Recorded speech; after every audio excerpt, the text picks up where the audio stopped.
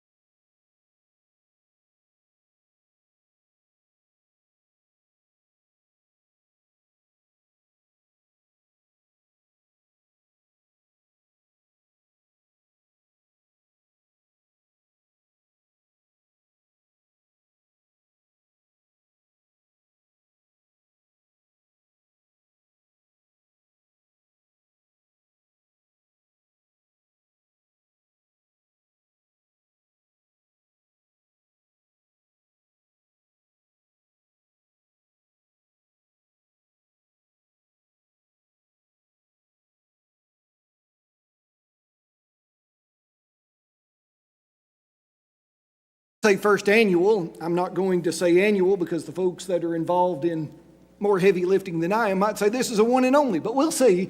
It is our first Dino Day here at the Crossville Church of Christ. For those of you who don't know me, my name is Alan Judd. I have the privilege of being the preacher here, so welcome. If you're from our community, from Cumberland County or beyond, there's folks registered from not just here in Cumberland County, but all throughout the upper Cumberland region. And we're so happy that you are here. We're starting a little later just because the downstairs registration effort, that takes a little while to get all of the kids checked in and things like that, but don't worry, we'll move along with the program fairly rapidly. Some important details: there are bathrooms in the back hallway if you need those. There's actually two sets of women's bathrooms. There's one that's the second door on the left, and then if you go through the double doors, there's another ladies' bathroom that you can feel free to use. We'll have a session break, and you're welcome to use it then or before as needed, of course. Let me just ask, just for a couple of rules, that no one comes up on stage because of all of the decorations and things like that, so please refrain from doing that. Brother Jeff has brought some artifacts that you see on the table in front of me. You're welcome to look at those. Please don't pick them up, don't move them, don't use them as volleyballs, things like that. If you'll refrain from doing that, that will be very helpful and appreciated as well. There's a table in the foyer, actually three tables in the foyer. There are two over here on this side from Apologetics Press, and please note the distinction between the free material and the material that is for sale. And if you want to take any of that free material, that's what we want you to do. There are some books and other things that do have a price attached to them. You can see the price guide. If you do a check or cash, you can drop it in the box and pay for it that way. If you need to use a card, see Brother Jeff during one of the session breaks, and he'll help you in that way. And let me just say, on behalf of the church, if you see something that you like and maybe the financial means is not there to secure it, let me know, and we'll help you take care of that as well. Also outside in the foyer, there's a table, and it has a collection of tracts and DVDs and booklets and things like that on a variety of Bible topics. There's a large rack out by the double doors that has all types of information on a number of religious subjects. Feel free to pick up any of that you'd like to take and use it for your own personal study. So I think that's all by, if you will, a way of introductory things, other than to introduce for us our speaker for today is Brother Jeff Miller. And this is what he did before breakfast. This is his resume, but no, he did a little bit of that through the years, and I'm thankful. Oftentimes the criticism, at least that I've heard, among those who do not believe the Bible to be true, that God does not exist, and you've probably heard this criticism as well, that Christian people are just uneducated. They're ignorant of the way the world really works.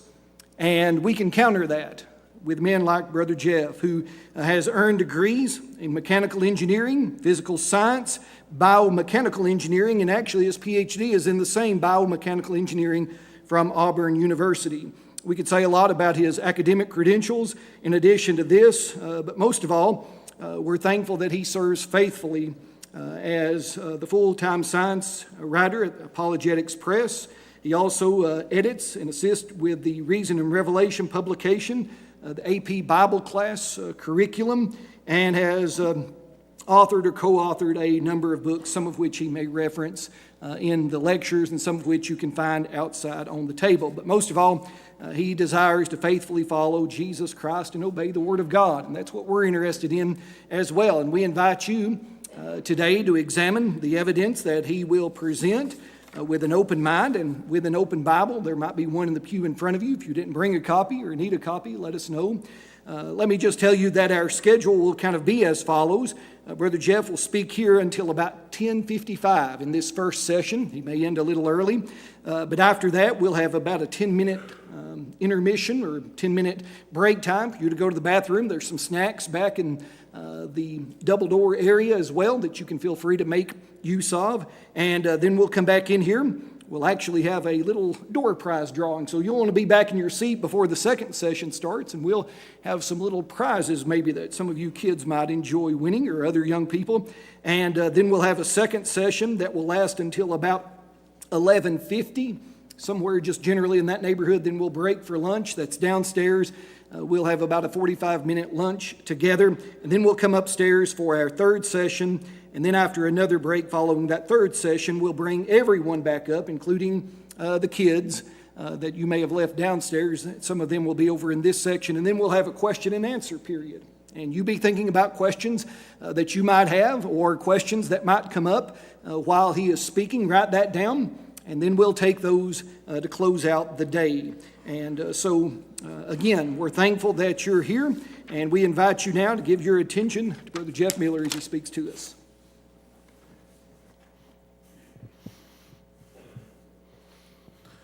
I'm glad you're here this morning. I've been pretty excited about this event. I know there's been a lot of interest in it. Over 500 people registered for it. That's pretty exciting. How often is it that you've seen a volcano and pteranodons in a church auditorium, right? So that's definitely a new one for me as well. I have seen volcanoes before at these events, but the pteranodons hanging, that's a nice little touch there as well. As Alan was saying, I work at Apologetics Press, and I'll tell you a little bit more about what we do at Apologetics Press as the sessions go on today. But let's go ahead and jump in on our topic for the hour, dinosaurs. Fascinating creatures, captivating, and evolutionists have long had a monopoly on these amazing beasts that God created and that show his awesome power. And so how do we as Bible believers, how does a Bible believer explain these great creatures? And so if the Bible teaches that the earth is only 6,000 to 8,000 years old, based on the genealogies in Genesis 5, Genesis 11, and the description of creation as being a literal 24-hour days, then where do the dinosaurs fit into this narrative? Does their existence harmonize with what the Bible teaches? Well, to respond to those questions, I want to begin by talking about what are called scientific predictions. Okay, so if you're thinking about how many of you have actually had seen the Bill Nye Ken Ham debate? Anybody know about that? Anybody see that several years ago? The Bill Nye Ken Ham debate. Bill Nye, what I call the pseudoscience guy, squared off against Ken Ham, who's the CEO up at Answers in Genesis, which is a big young earth creation organization up in northern Kentucky where the Ark Encounter is and so forth. But in that debate, Bill Nye kept bringing up this point of how come, what about this idea of predictions? So far, Mr. Ham, in his worldview, the creation model does not have this capability. It cannot make predictions and show results. Big thing I want from you, Mr. Ham, is can you come up with something that you can predict? Do you have a creation model that predicts something that will happen in nature? And so this is a common argument that is thrown out there about creationists, that we're not able to do science because we can't make predictions. And it is true that if you're going to have a valid scientific model, you need to be able to make verifiable or falsifiable predictions. That's important in science. We're not talking about predictive prophecy. What we're talking about is if you develop a theory, let's say I think that there's an invisible force that sucks smaller masses towards larger masses. And so if you and I'm going to call it gravity, okay, so I should be able to make a prediction and say, okay, if I'm right, then when I go do this experiment, then this should happen. And you can either help to verify your theory, or you can falsify it. And so you say, well, I predict if I'm right that if I were to drop this remote, well, what's going to happen? Well, it's going to get sucked towards the large mass of the earth. And so I can go out there and actually do experimentation that'll verify or falsify my theory. All right, so according to Bill Nye, biblical creation can't do that. And what I would say is that he just really doesn't know what he's talking about. There's tons of predictions that the creation model is able to make based on what the Bible teaches and the implications of that. And I go through all of this in a separate seminar, but I did want to go ahead and jump ahead to some of the specific predictions that can be made regarding the dinosaurs, for example. And so we would say that we would predict that there would be evidence that humans and dinosaurs coexisted in the past. Okay, because again, if we're talking about, so the evolutionary model would say humans and dinosaurs were separated by 63 million years. Humans never saw dinosaurs, according to the evolutionary model. And so, but the creation model would say we're both created on day 6. And so therefore we've been on the planet at the same time in the past. And so we would predict that there'd be some evidence of that coexistence, even though the dinosaurs are extinct now. Now, we would also be more specific in that prediction and say, well, that evidence might not necessarily come in the form of fossils in the same region, in the same strata, because number one, vertebrate fossils, so these are fossils of creatures that have a backbone, like your dinosaurs, your mammals, reptiles, amphibians, birds, so forth. These are very few and far between fossil-wise in the fossil record compared to your invertebrate fossils. And so they're a lot harder to find. They just don't fossilize as well. And also, number two, we would expect the dinosaurs to have possibly been sequestered to their own area, their own habitat before the flood. And so their fossils wouldn't have been mixed in with humans as a general rule. There might be some strange exceptions to that. But that said, we would predict that they lived on, the dinosaurs did live on after the flood for a period of time, even though the conditions for fossilization wouldn't have been ideal after the flood, which is why you don't see dinosaurs at all in the post-flood layers. But keep in mind that fossils are not the only form of evidence out there. So if dinosaurs existed alongside humans after the flood, then there would be other forms of evidence available to verify that. So for example, imagine that you saw something really amazing. What are you going to do? Well, you're going to take pictures, you're going to tell people about it. These are forms of evidence. This is testimony of interactions, things that you've seen, witnessed in the past. And so we would expect encounters between humans and these amazing beasts to have been passed down in the form of oral stories, books, and pictures. For example, this is predictions that we would make. Sure enough, ancient dinosaur petroglyphs and carvings have been found all over the world that date to times before scientists had even discovered the existence of the dinosaurs. In fact, before the term dinosaur had even been coined in the 1800s. So how would, for example, the Anasazi Indians from over 700 years ago in Utah have known what an apatosaurus would have looked like anatomically? I had an opportunity to go to Utah and see this one in person at the Kachina Bridge at Natural Bridges National Park. And the images are, as you'd expect after so many years, getting very faint. And so the image on the left enhances that drawing, where you can see that better, what appears to be an apatosaurus in the midst of many other drawings that you can see on the wall. And again, these have all of the marks that you would expect from antiquity. How would they have known what the apatosaurus looked like anatomically? In the country of Cambodia, wedged between Vietnam and Thailand, there are many temples there that we know were built between 700, 1300 AD, so 1,000 years old in some cases. And the Ta Prohm Temple we know was built in 1186 AD. And you find many carvings that can be seen in the stone of these structures. And several animals are depicted in, for example, this column of carvings at the Ta Prohm Temple, including this carving. Now, what, pray tell, is that supposed to be? I have a replica of this one on the table here. By the way, several things on the table here that we'll talk about as we go on further today. I got several other things at AP that I did not bring. If you're ever able to come down to Montgomery and come up to Apologetics Press, I can show you some of my other toys I've got up there. But what in the world is that supposed to be? It would be hard for a 4-year-old to miss what appears to be being depicted in this carving. And again, this is exactly what we would expect if humans saw these creatures and then wanted to record what they had seen for posterity. And so this is predicted by the creation model. In the Havasupai Canyon at Grand Canyon, you see ancient petroglyphs as well. And notice the carving in the bottom left side of this image, which again I have a replica on the table here, looks very much like Edmontosaurus. Notice he's in the upright position, balanced on his tail, indicating the artist seems to have seen this creature alive. You find dinosaur tracks all around these things out there out west. In Ica, Peru, you have the discovery of thousands of burial stones from an ancient Indian civilization that lived hundreds of years ago. And some of the stones portray basic human activity and known human animals. But others depict what are clearly dinosaurs, anatomically correct dinosaurs with, for example, the dermal frills on several of the sauropods, which aren't even reported to have existed on the sauropods before the 1990s. We hadn't even discovered some of those things. In Acambaro, Mexico, you have ancient dinosaur figurines that go back almost 2,000 years. The Carlisle Cathedral, United Kingdom, there's carvings on the tomb of Bishop Richard Bell, who we know died in 1496.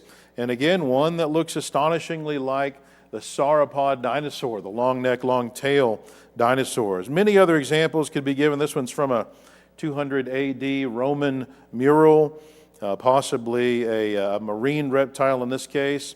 This one believed to go all the way back to, would probably be immediately after the flood, what seems to be possibly sauropods on an ancient Mesopotamian cylinder seal. This petroglyph from northern Arizona, believed to be 800 years old or so. You actually have to hike out for miles. It's actually an overnight trip to go see this one out there in Arizona. So a host of clear-cut, dinosaur-like carvings and figurines, exactly what you'd expect if humans and dinosaurs coexisted, saw these creatures in the past. Hard for the evolutionary model to explain if humans never saw these magnificent creatures. And it's interesting to read some of the literature and how they try to deal with some of these. And you can check out some of our materials to see that. I'll highlight some of those later. And there's other examples of controversial human artifacts like this pickaxe that is encased in Cretaceous stone. We have a replica of this one at AP. Cretaceous stone is supposed to be at least 65, 66 million years old. Humans aren't supposed to be around yet. What appears to be, well, you tell me, what does that appear to be? Human footprint, dinosaur footprint, possibly a theropod dinosaur. Saw a cast of this one in Arkansas. And so these are artifacts that are argued to have been, again, found in Cretaceous sediment. So the dinosaur sediment out in Texas, thought to have been laid down at least 65 million years ago. We would say this is probably towards the end of the flood, actually, just a few thousand years ago. So skeptics have to do some gymnastics to try to explain away these anomalies, and there's quite a few of them from all over the world. And they may or may not be what they seem in every instance, but we would certainly expect to see these, and we would be able to explain them where the evolutionary model just cannot. It does not fit with the evolutionary model. They must assume it is not what it appears. They just have to assume that because it cannot be that dinosaurs and humans coexisted. So besides the physical evidences like your petroglyphs and figurines, you have these stories that have been passed down through the millennia about these dinosaurs. Of course, they didn't use the term dinosaur. That hadn't even been made up yet. Instead, you see this word dragon that is used to describe these reptilian creatures that have the anatomical features of the dinosaurs. And of course, embellishments have been made over the years. I caught a fish that was this big. All right, embellishments are made in some cases, but if dinosaurs existed with humans at some point in history, you would expect there to be stories about that. And sure enough, they're everywhere. And again, this is something that is acknowledged to be the case, even by the skeptic and atheist. This is a worldwide phenomenon for you to hear these ancient stories of interactions with humans and these dragons. And of course, you still see remnants of those today when you go into Chinese restaurants and so forth. Of the tales of American Indians and the knights fighting these creatures in England. Sumerian stories that go back to the 3rd millennium BC depict dragon slaying.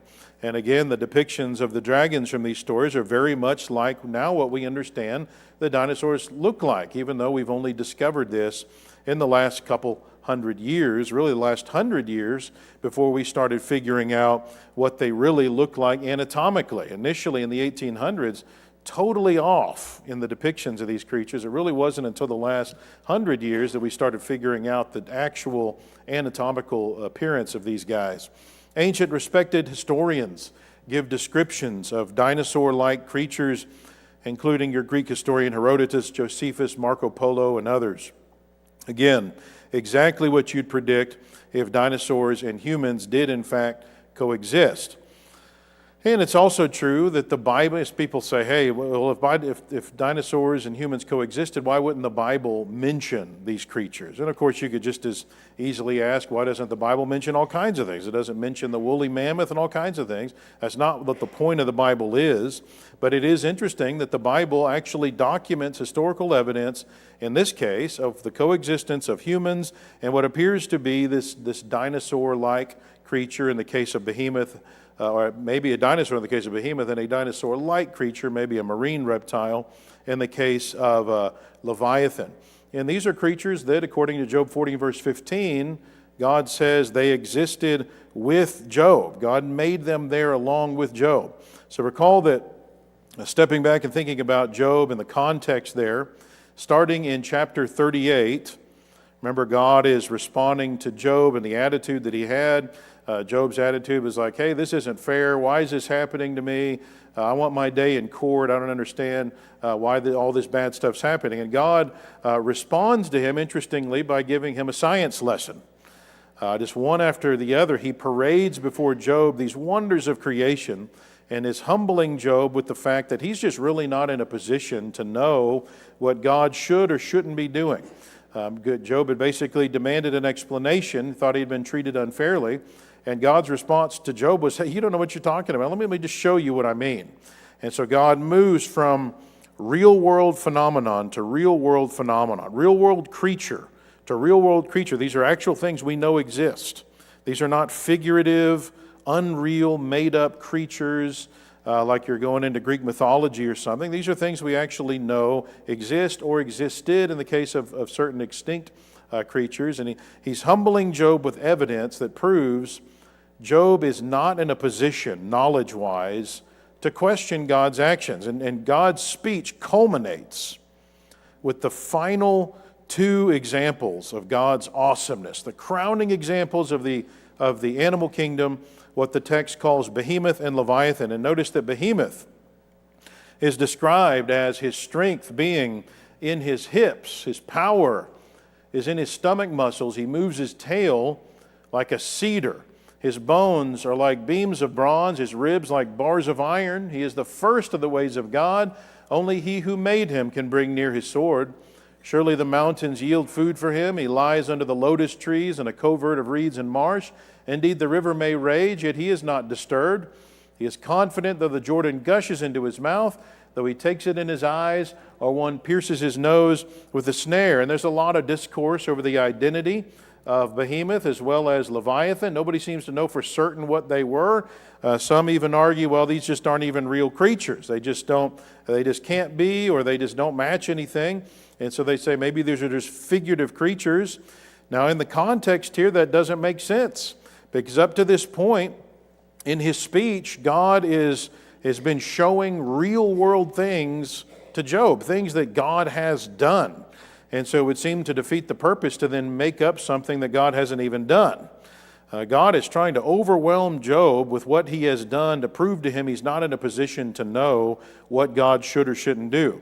And again, chapter 40, verse 15 says that God made behemoth along with you, meaning in the same way God made Job, he made behemoth. This is a real creature.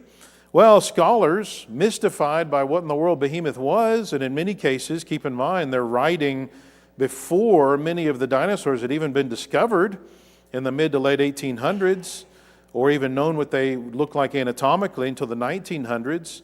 And in most cases, they're trained to believe that either humans and dinosaurs didn't coexist, or in some cases that the dinosaurs never even existed because they've been so used as the poster child for evolution. And so people, scholars, many of them have been quick to assume behemoth must be like a creature living today. What's the best we can come up with? And so they'll say maybe a hippo or an elephant, and then they'll assume the Leviathan is a crocodile. But again, you get into the text here and you see this doesn't match. Contextually, God is highlighting to Job notable features of these various animals. And notice what's featured in the case of behemoth. His strength is highlighted, but it's his hip and stomach strength in particular. Now you look at what the anatomy of a hippo. The hippo's notable strength is where? His jaws, not his hip. In fact, it has one of the strongest sets of jaws among herbivores. If you're going to highlight a hippo, you're going to talk about its jaws. The elephant's strength also is not in its hips, as the text describes behemoth. Instead, it's in his head and neck. And in fact, recent research indicates that the elephant carries 60% of its weight on its front feet, not his back. So his center of mass is forward, not back on its hips. And ironically, the same study compared elephants with your big sauropod dinosaurs, your long-tailed, long-necked dinosaurs, to try to get a comparison between the two. And they discovered that the sauropod, contrary to the elephant, has the opposite weight distribution. The sauropod center of mass is closer to the rear, back towards the hips, having much larger hind legs compared to its forelegs. The text says behemoth moves his tail like a cedar. Now, this is a tree highlighted throughout Scripture for its immense size and strength. Not many animals, would you say, have a tail that looks like a cedar tree. Okay, but again, the hippo's tail certainly wouldn't be picked out as a highlight for its awesomeness or strength. It's basically a sprig on a tree. But guess what you would say? If you saw a sauropod dinosaur, you would say, wow, that tail is like a big tree sticking out of the back of him there. All right. Now, notice also from the text that behemoth's bones are like beams of bronze. I think these large, like solid bronze beams of strength, which Albert Barnes highlights in his commentary. Elephant bones have cavities in them with spongy bone. Hippos have a marrow cavity that makes up 55% of the total thickness of the femur. But the sauropod dinosaurs, again, the ones with the long necks, long tails, they actually had legs, we now know, and ribs of solid bone. This is unlike other animals. So if you're God, this is a notable feature of the sauropod that you would highlight, those bones in particular. Notice also that the text says behemoth is the first of the ways of God. This creature, whatever it is, this is the chief in exhibiting what God is like. And again, I have trouble seeing the hippo as fitting that description, especially when there are more awesome options out there. Notice also the text highlights the mountains yield food for behemoth. Well, hippos spend much of the day in the water in order to stay cool, so that doesn't fit the hippo either. Well, the crocodile doesn't match with the descriptions of Leviathan either. Commentators want to insert words like look like all over the place in this narrative. You know, his sneezings flash forth what looks like light, they say. All right, now the problem with that is that kind of terminology actually is used in this text when the author intends it, but it's not used everywhere. So notice his eyes are like the eyelids of the morning, it says. Okay, true. But his sneezings flash forth light, plain and simple, no like or as included there. Burning lights come out, and sparks, not it looks like those things happen, it does happen. Notice smoke comes out, period. But then a figurative description of that smoke is given. It's as from a boiling pot and burning rushes. See, that part is figurative, not the smoke part. His breath kindles coals, period. A flame goes out of his mouth, period. His undersides are like sharp potsherds, pieces of pottery that spread pointed marks in the mire. Now again, that simply doesn't fit the crocodile, whose tracks are actually smooth. There's no pointed marks. The belly of the crocodile is very smooth with a single line right down the middle, which is from his tail, not from his belly.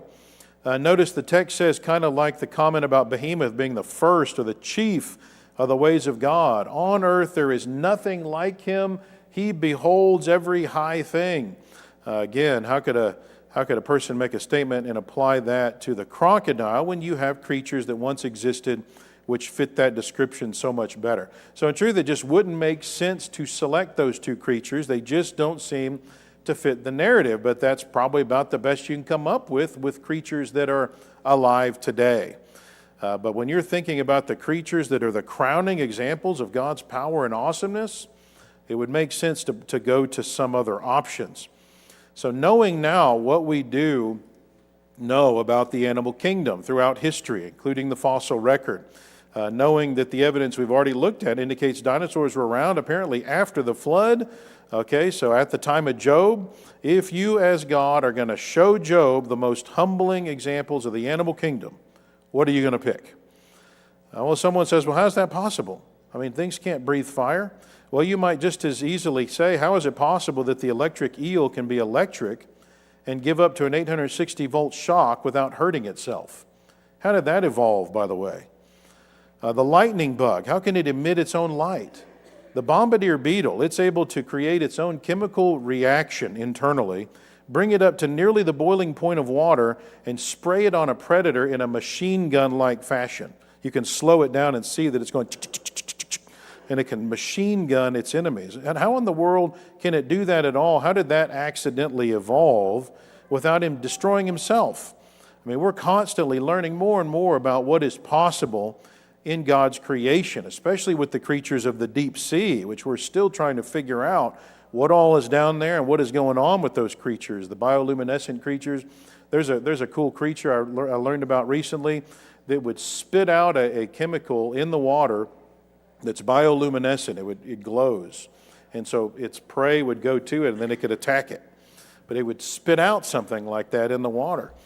So why not the ability to breathe a chemical that ignites whenever it hits oxygen or something? If bombardier beetles can direct a chemical explosion at an enemy.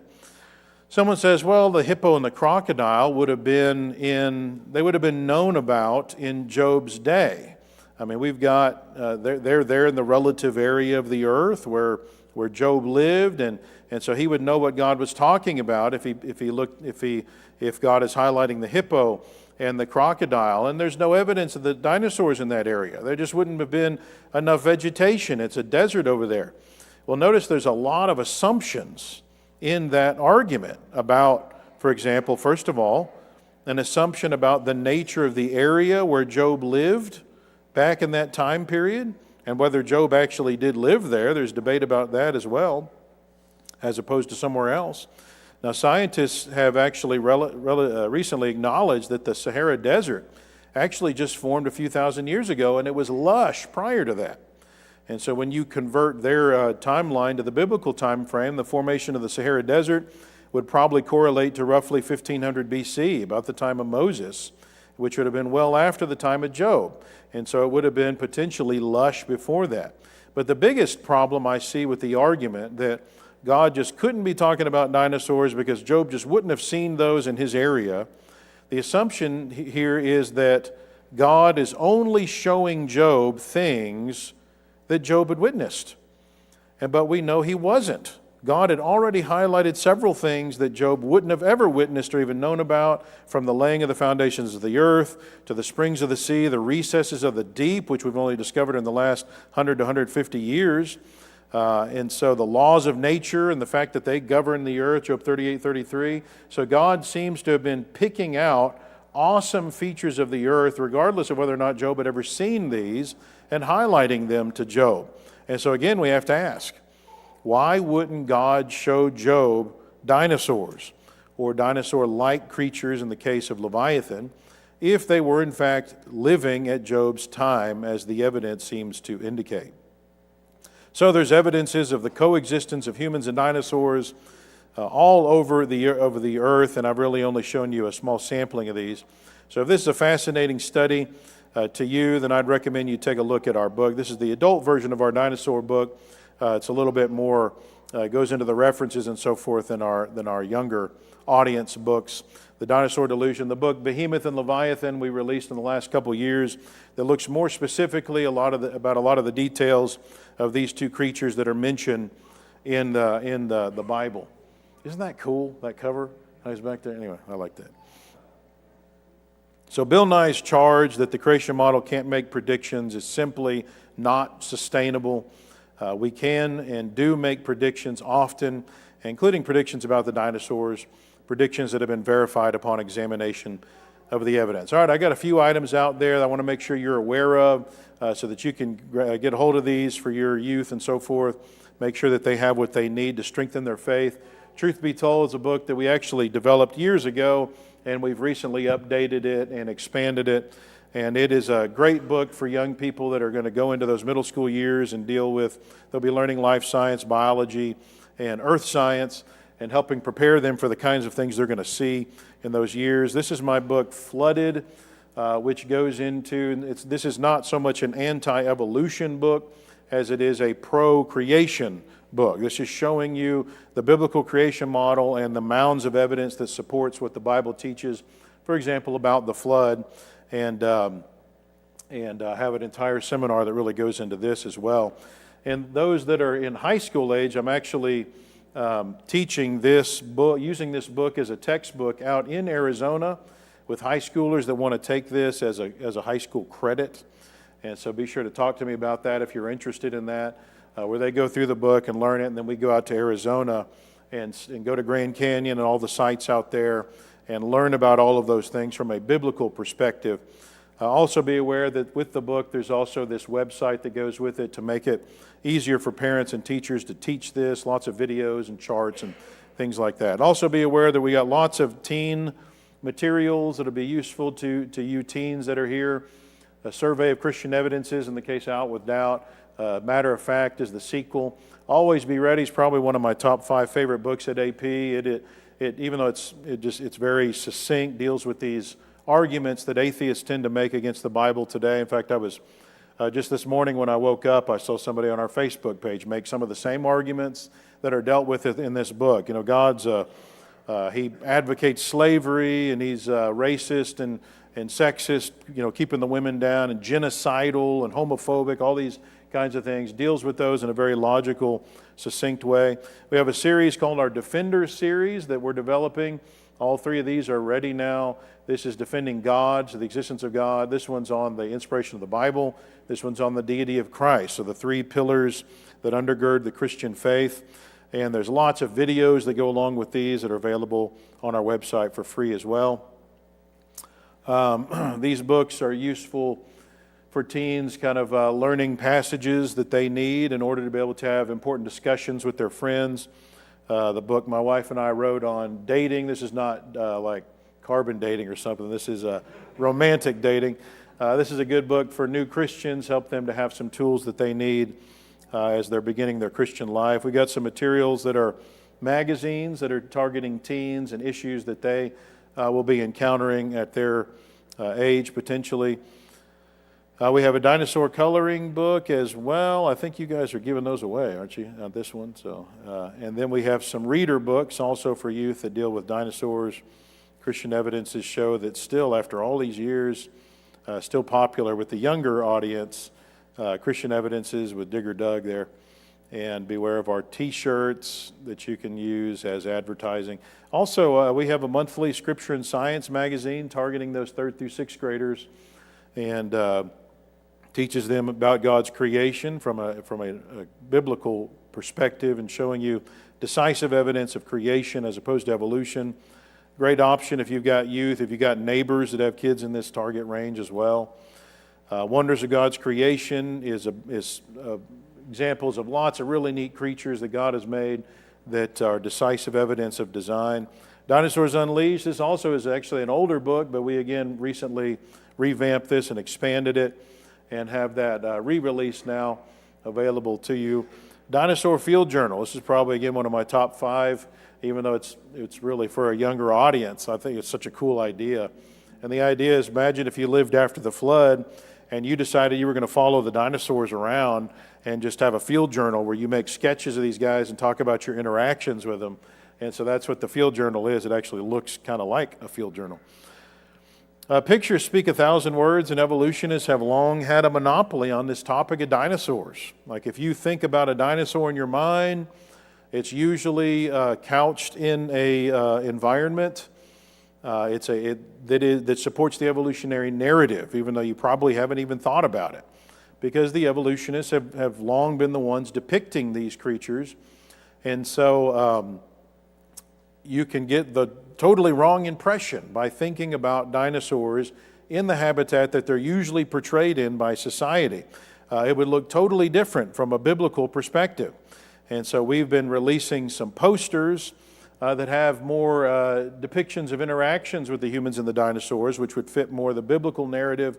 And so these are great for kids' Bible classes and in their rooms at home. One guy came up to me and said he has one of these in his office at work, and he has more discussions from that picture than he does anything else at work. There's more I could say about that, about the depictions there. Maybe we'll talk about that some later. All right, we're going to go ahead and break, and what do we got, 10 minutes, Alan? Come back at 11. All right, thank you for your attention. We'll start back in 10 minutes.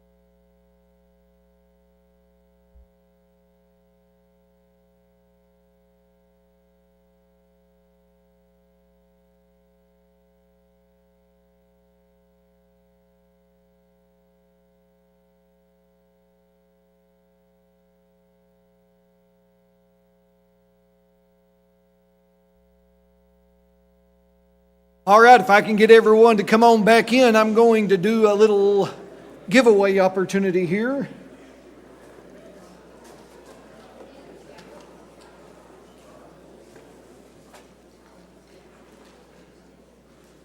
All right, I need someone between 11 and 14.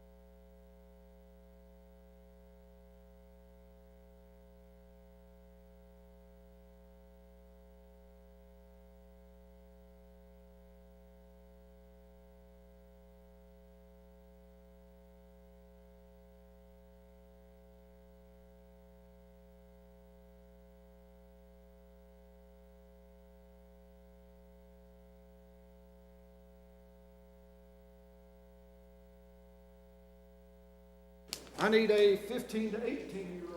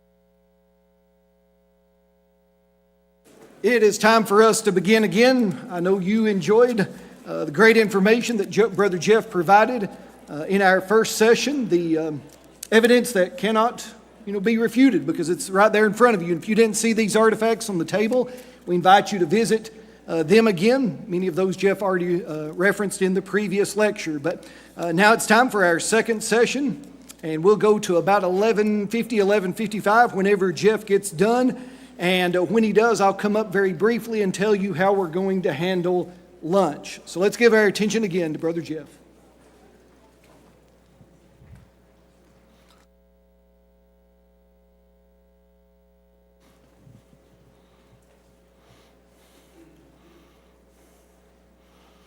Okay, be sure to be thinking about those questions that you might have in that fourth session today. We'll see if we can wade through those. If you don't have a lot of questions, I'll ask myself questions during that point, which might be a little odd, but I can ask the kind of questions that you should be asking. How about that? All right, dating the dinosaurs. No, not that kind of dating.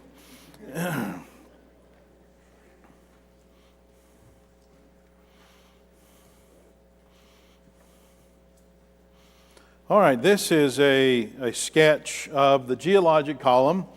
And notice where the dinosaurs are. They're just under what we call the KT or KPG boundary. And there are no known dinosaur fossils above that line. Now, scientists date that line, the KT boundary, as being 65 to 66 million years old. And so if we're right and the Earth is only 6,000 to 8,000 years old, then what's going on there? That's a pretty big discrepancy. Why are they arguing for 65 million years for when the dinosaurs went extinct? And the answer has at least two big considerations. Number one, They believe firmly in naturalism. Okay, they believe that there's no God involved in the process. Everything happens in a purely natural way, and which leads them to accept evolution as just an assumption, regardless of whether or not it can be established. And evolution would require millions of years, according to the model, for it to do its work. Okay, so if you assume evolution is true, then you have to believe that the layers between us and the rock layers that where the dinosaurs are had to have taken millions of years to form because of the way evolution works. You need time for the evolution to occur. You got to get the dinosaurs to turn into the birds, for example, they would say. And so we'll look at that assumption briefly later. But number two, the other big factor to consider that they're using are these dating methods that they believe provide actual experimental evidence for old ages of the rock layers between us and the dinosaurs. So is that true? Do these dating methods disprove the Bible and support this deep time, millions of years type earth? The problems with evolutionary dating methods that everyone I've ever seen boil down to the assumptions upon which they are based. They come down to assumptions. And scientists and mathematicians have to make assumptions all the time in order to try to figure out how things work, especially if you're talking about things in the past that you haven't witnessed.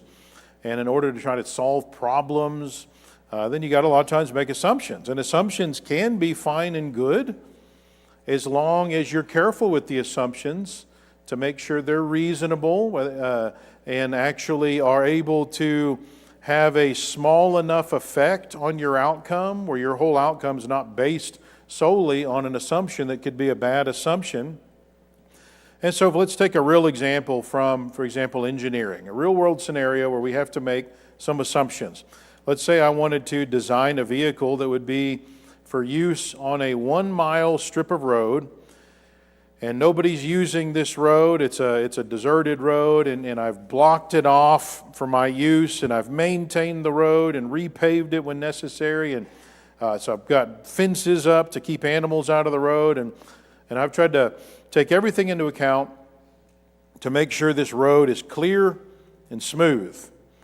All right, now let's say that I'm designing this car so that I could remotely control it from this building. And this is at some place miles away, and yet I'm going to remotely control it from here. And so I equip the car with the necessary sensors so that I can determine its velocity and its heading at all times. And so I start developing the equations that will describe the motion of that vehicle using the sensor information I'm getting.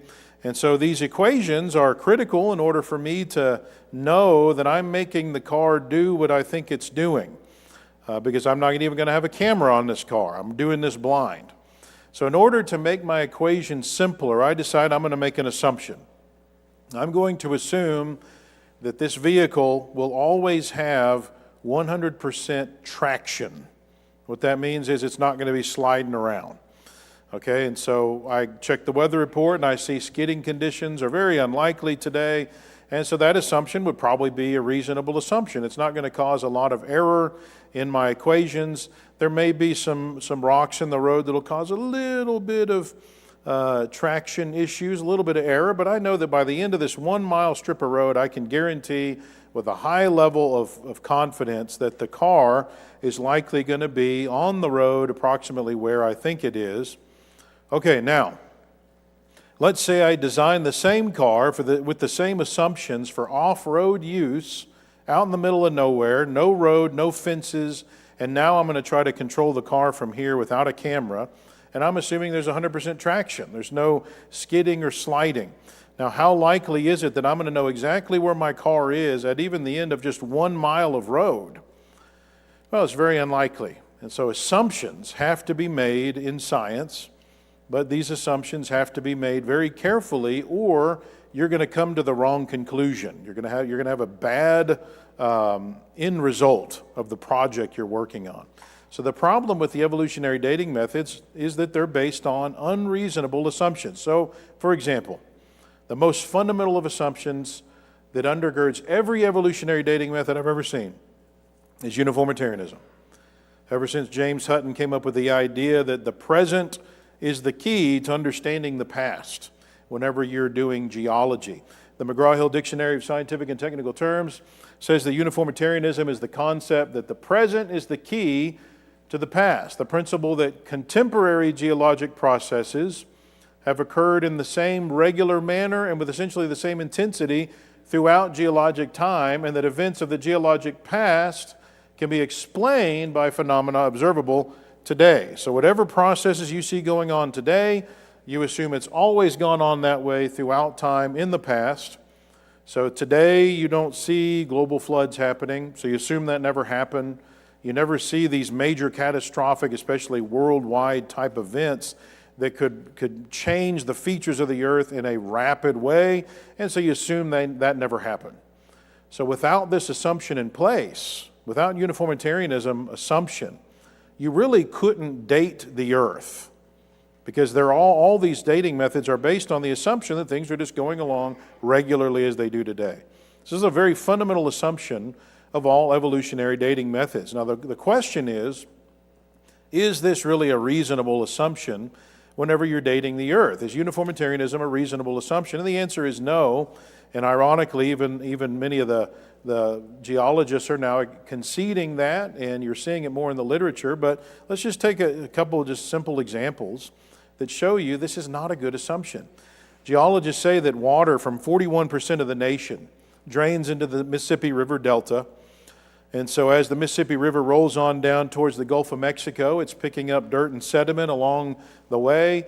And supposedly over thousands of years, the Mississippi River has been dumping fresh water and sediment into the Gulf of Mexico there along the Louisiana coast.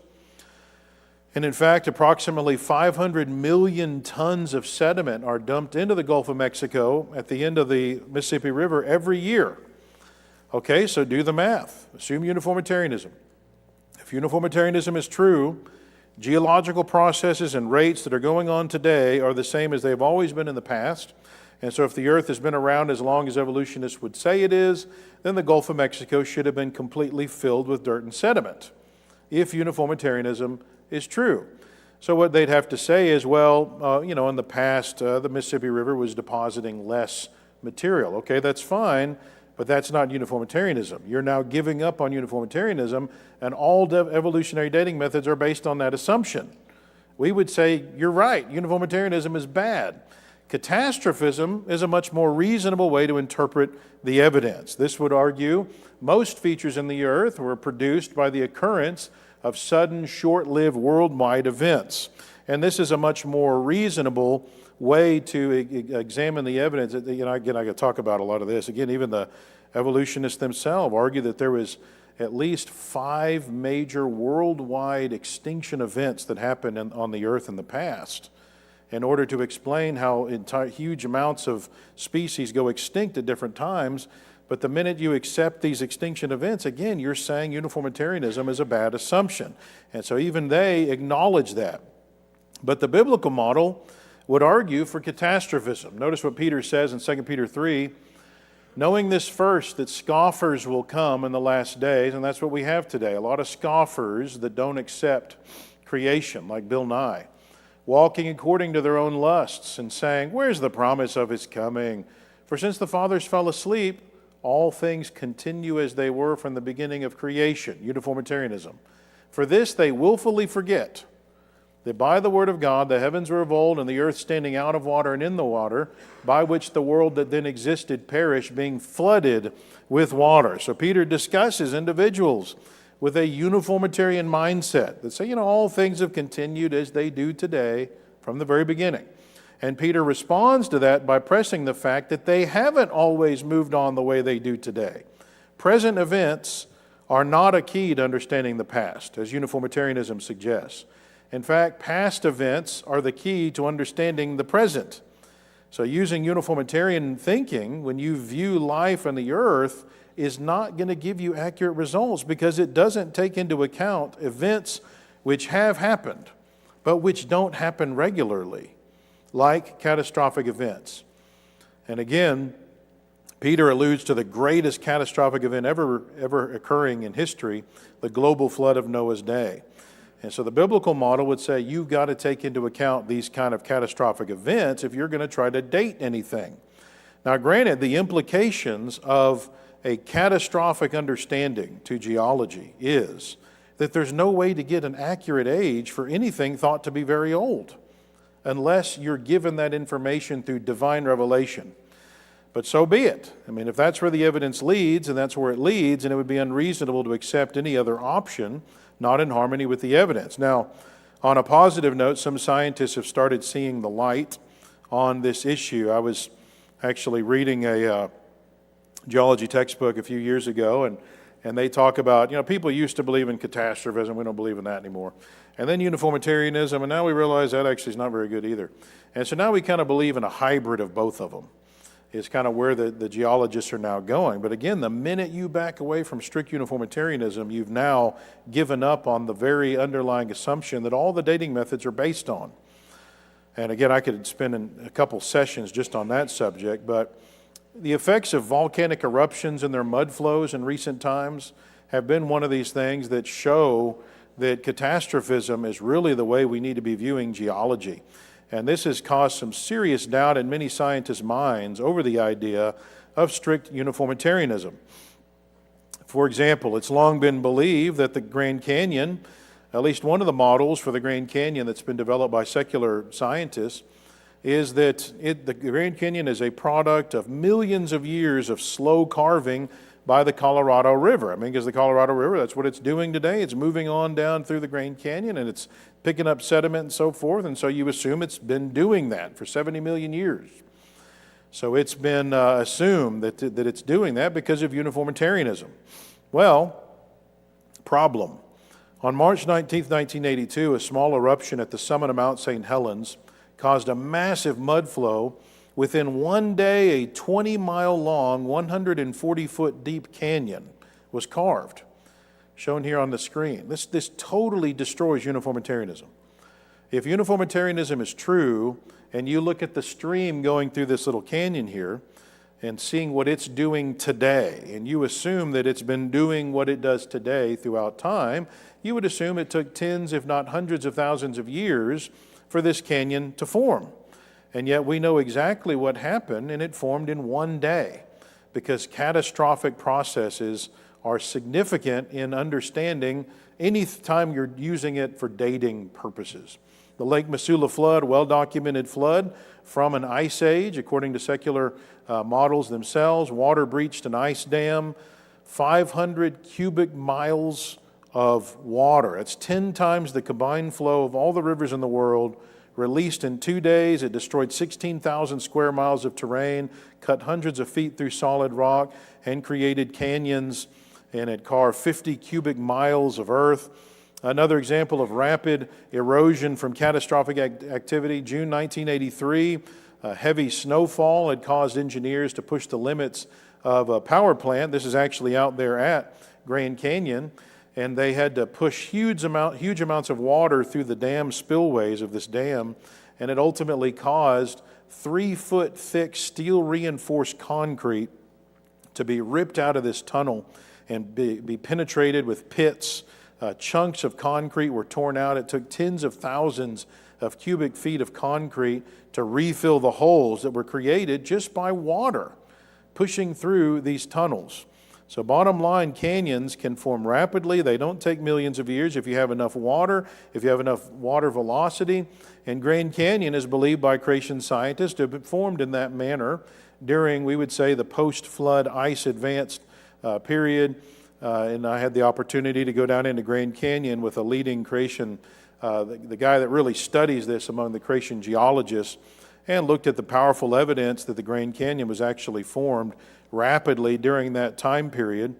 And again, I could talk about that a lot, but we'll not dig into that at this point. It'll take a whole session.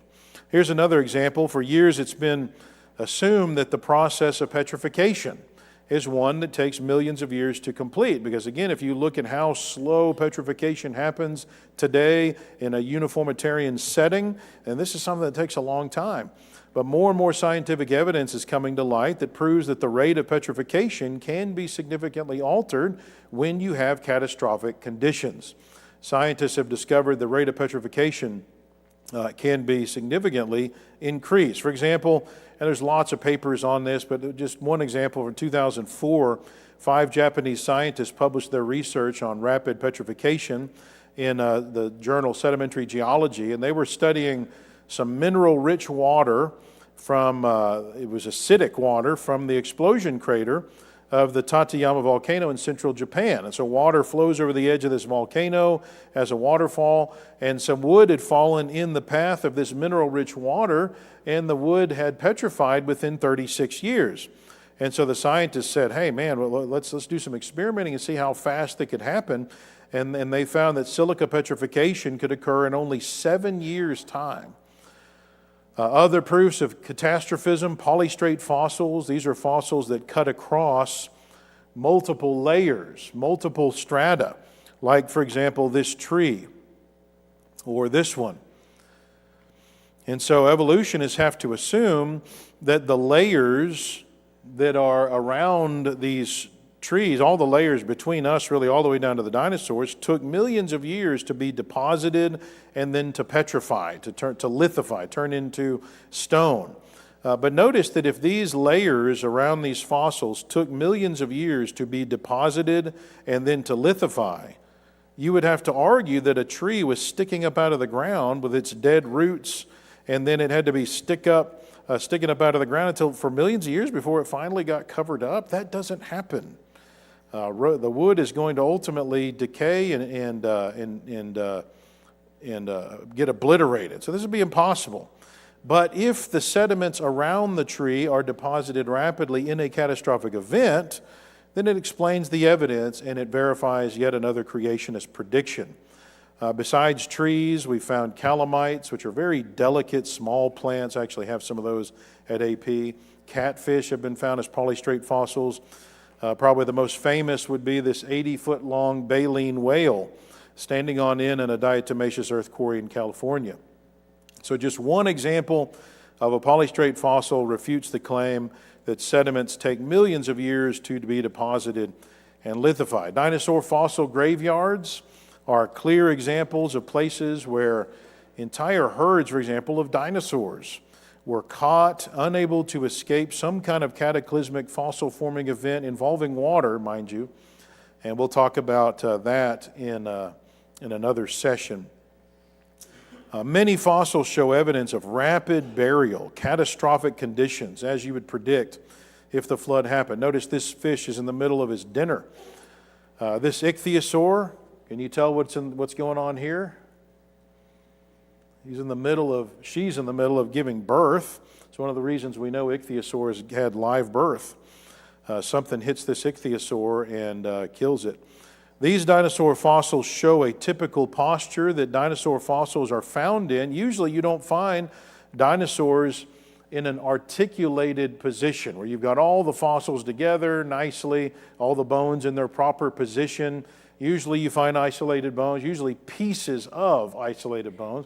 But if you can find them articulated like this is a very common position they're found in, with their heads thrown back and their tails curved upward. A lot of times their mouth is open as though they're gasping for air, and this is thought to be from drowning. It's called the epistotonic death posture, and again, understood to be due to death by water. Other examples, this is a fossilized clam bed studied in 2014 in Wyoming, where anytime you have a fossilized clam bed, whenever fossils die in a natural setting, then they will open up. But if you find them in a closed position whenever they're fossilized, that indicates catastrophic burial. So uniformitarianism, this is just a few examples. You could spend tons and tons of time looking at the examples of why uniformitarianism is terrible.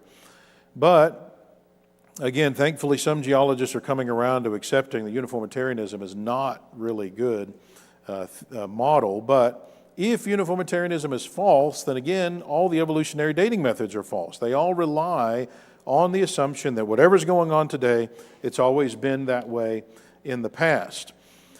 So once the assumption of uniformitarianism is shown to be false, then the entire grounds for dating anything as millions of years old falls as well.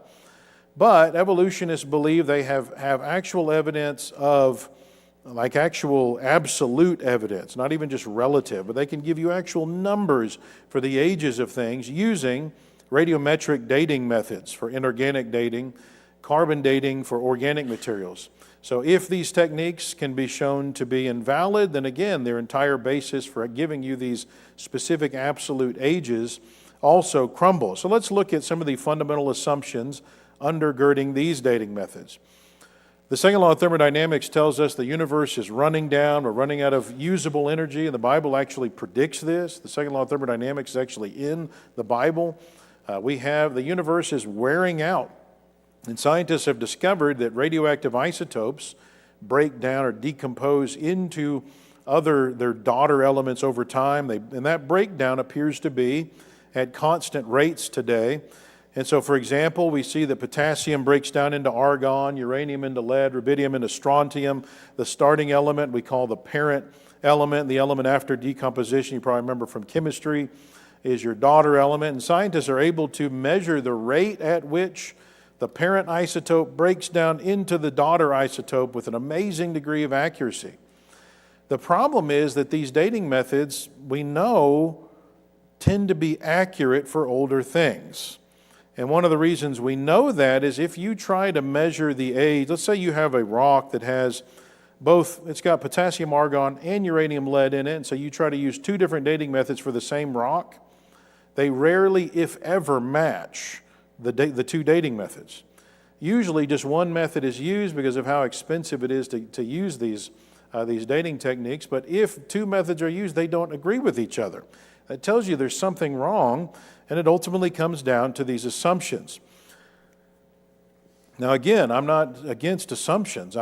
We got to be careful with the assumptions you're making. That's the key. And there's three fundamental, terrible assumptions of these evolutionary dating methods that significantly affect the date that you give for how old an age is. So take, for example, the uranium-lead dating method. Uranium decays into lead over time. What are the assumptions that go into getting the age of a rock that has uranium and lead in it? Number one, the nuclear decay rates of the elements have been constant throughout history. So in other words, nothing occurred in history which could have sped up the decay rates of uranium into lead for a brief period of time. That's an assumption of this dating method. Number two, the assumption is that there was no daughter element in the specimen you're measuring at the beginning of its decay. You initially assume it was completely uranium, generally speaking. So the dating method assumes that the rock is initially completely composed of parent element, like uranium in this case. So you're making an assumption about the initial condition of a rock millions of years ago. All right, number three, the parent and daughter isotopes, right? The amount of lead, the amount of uranium in a rock has not been altered by anything except radioactive decay. In other words, the amount of elements present in a rock has never been affected by any kind of outside elements for millions of years, hundreds of millions in some cases. So for example, a lava flow never occurred that could have picked up some of a isotope from somewhere else and added it to the sample you're studying or taken some away. You never had any leaching kind of conditions going on. So common sense maybe already tells you these are pretty grandiose assumptions that could very much affect your results. And the older a rock is, the more time there is for these assumptions to have been violated. So let's just think through these assumptions to consider whether they're reasonable. Okay, let's just use a simple example here.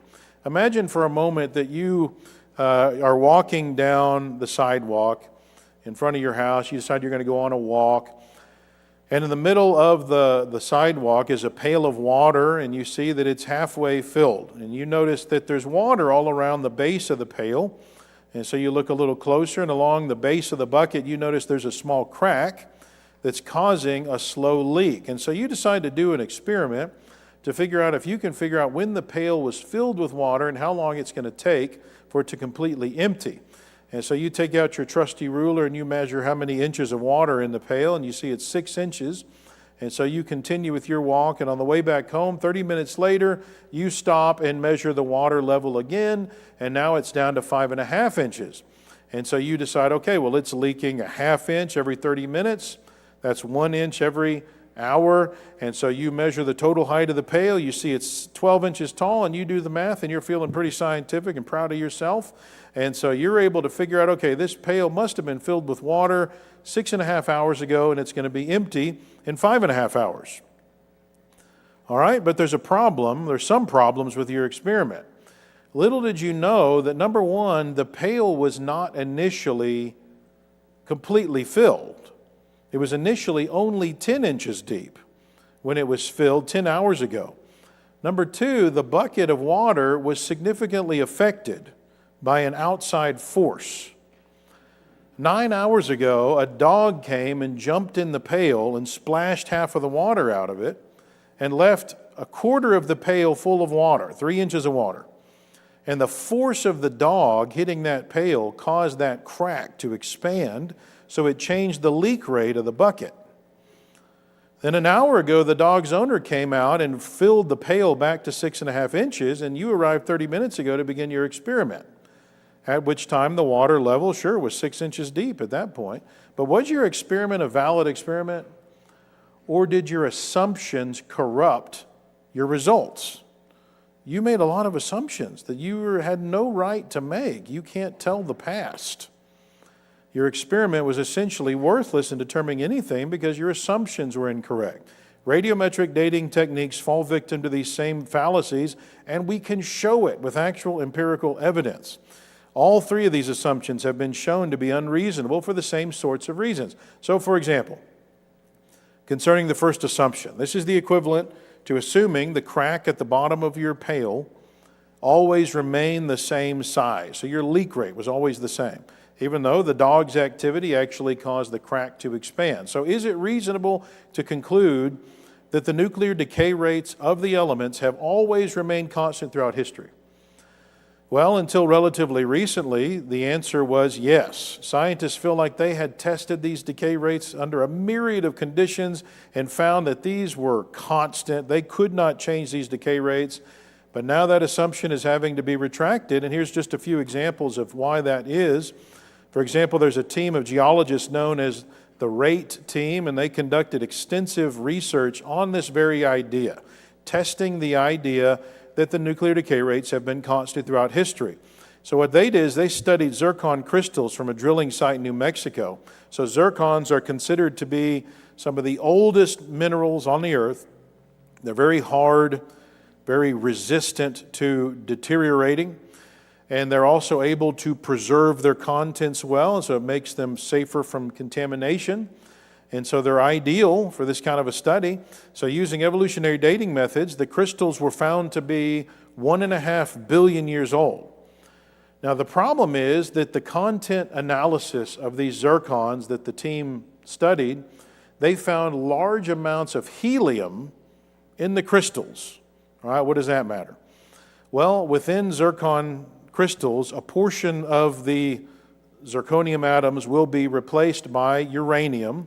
So as uranium-238 decays into its daughter element, lead-206, it releases alpha particles that combine with nearby electrons, and it forms helium. And that helium, sure enough, you find it in zircon crystals. So by evolutionary dating methods, the zircons that they studied revealed 1.5 billion years of decay from measuring just purely the amount of daughter products in the crystals. But the helium concentration contradicts that. Why?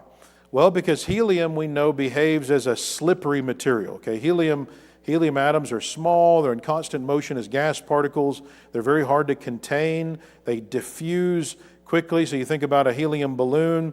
Why is it that a helium balloon ultimately deflates? Well, it's not going through the knot, it's actually going through the rubber. It's very hard to contain helium. It's a very slippery material. It diffuses. So here's the problem. If you've got rocks that are as old as these dating methods are suggesting, there shouldn't have been such high concentrations of helium.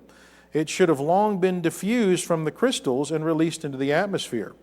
So higher concentrations of helium could theoretically be sustained for thousands of years without significant diffusion, but not millions or tens or hundreds or billions of years. So the presence of high concentrations of helium suggests that at some point or points in the past, the nuclear decay rate of uranium was accelerated, producing large amounts of helium that haven't had enough time to diffuse yet. And it suggests this had to have happened in the last few thousand years. So helium concentration in zircons indicates a young age. Radiometric dating methods indicate an old age. How do you rectify this contradiction? Well, by understanding that you've got an assumption issue going on. Okay, if it is the case that natural catastrophes could speed up decay rates for a period of time from some kind of condition, then it would give the illusion of old age to a rock that's actually much younger. Okay, well, sure enough, there's 2009 research announced by the European Organization for Nuclear Research. This is where the Large Hadron Collider is that discovered the Higgs boson particle, the God particle a few years ago. Here's what their research indicated. The decay rate of thorium-228 in water increased by a factor of 10,000 when you have ultrasonic cavitation. So basically, when you have the flood, the biblical flood conditions, it increases the decay rate of thorium-228 by 10,000. In other words, it's going to make rocks look a lot older than they appear. 2010, Purdue did some study that indicated that radioactive decay rates appear to vary with what's going on with the sun, with the internal workings of the sun and so forth, affects the decay rate of elements over here on the earth. So these rates are supposed to be completely unchangeable. These methods are all based on that assumption. The fact that they can change at all, even if it was a little bit, is significant, and it implies, wow, there could be conditions that could change these a lot, like, for example, ultrasonic cavitation. Now, of course, the evolutionary model doesn't have a condition where you would expect ultrasonic cavitation in water necessarily. The biblical flood model would say that is very much part of what we would predict to be the case. That is the kind of conditions we'd expect. Concerning the second assumption, no daughter element existed in the specimen that you're measuring at the beginning of its decay. So you assume it was originally completely uranium. So in our water bucket illustration, this is the assumption that the water bucket was initially completely filled with water. And remember, not only was it not completely full, it was actually, water was added back to it at a later point. So in the same way, common sense tells you that you can't assume that every rock on the earth was initially completely composed of a parent element. How in the world could a person possibly know that, much less prove it? And how likely would that assumption actually be? Parent and daughter elements from totally different sources can merge together and form a single rock that would immediately give that rock an appearance of age. And sure enough, we've tested this assumption many times and shown that that very thing happens. So for example, we will know when a volcano erupts, and so therefore when the rocks form from that volcanic eruption, and we find out, wait a minute, this already has millions of years of decay, even though we know these rocks just formed, because they already have parent and daughter element in them when the rock forms. And so again, when you consider the implications of a global flood where all the fountains of the great deep are broken up, then that would certainly contribute to the mixing of elements at the onset of a rock's decay. Now, another factor that the bulk of the scientific community wouldn't even consider is that the rocks could have been initially created already with both parent and daughter isotopes in the same rock. Then if so, again, it would give an immediate appearance of age the moment they're created. Somebody says, well, why would God create something with the appearance of age that isn't actually old? I mean, wouldn't that be deceptive? Well, maybe if you assume that God's motive had been to create something for a deceptive reason, but there's a bigger picture here. every aspect of God's creation serves a purpose in the greater workings of the earth, including daughter and parent elements. So God might have created daughter elements directly, since they were an important part on the earth, not for the purpose of deceiving us, but because of their usefulness. And of course, the other factor is, you might say he was being deceptive if it wasn't for the fact he turned around and told you exactly what he did. All right, so bottom line, it's quite an assumption to claim that the rock was initially composed only of parent elements. And this is an important aspect of the creation model. From a biblical perspective, we know that God had to initially create the earth with an appearance of maturity, a mature earth. So it's going to look old in order for it to be fit for humans to exist. So lights from stars, the starlight from stars that are billions of light years away, in other words, starlight that is supposed to have taken billions of years to get here, that light had to already be in place by day 6 in order for humans to use it for the purpose God established for the stars. Genesis 1:14, for signs, seasons, days, and years. Adam is not just a fetus or a zygote. He's already going to appear to be a grown man, because he's got to be able to tend the garden, Genesis 2:15, have dominion over the earth, Genesis 1:28, understand God's prohibition about the tree of knowledge of good and evil, Genesis 2. He's got to be able to name the animals, Genesis 2:19 and 20. He's got to be able to procreate in order to fill the earth. All these abilities, in spite of the fact that he had just been created. I would expect trees in the garden, for example, they're already going to be grown, they're already going to be bearing fruit, otherwise Adam and Eve aren't going to have food. Okay, so if you've got a fully mature tree, then it's going to need to have tree rings in it, because tree rings are what give strength to a tree as it gets bigger. If it doesn't have those tree rings, then it's going to fall down. And similarly, daughter elements would likely already be present in certain rocks, possibly, because daughter elements serve purposes on the earth other than showing age. So caution has to be used when making any assumption about the initial condition in a rock and its decay process. Concerning the third assumption, the item being dated has never been altered by anything except radioactive decay. In other words, the assumption is that you have a closed system. So it's the equivalent of saying this pail of water was never affected by anything other than the small crack at the bottom of the pail, rather than realizing the dog came and jumped in the bucket, and also an owner came and added more water to it.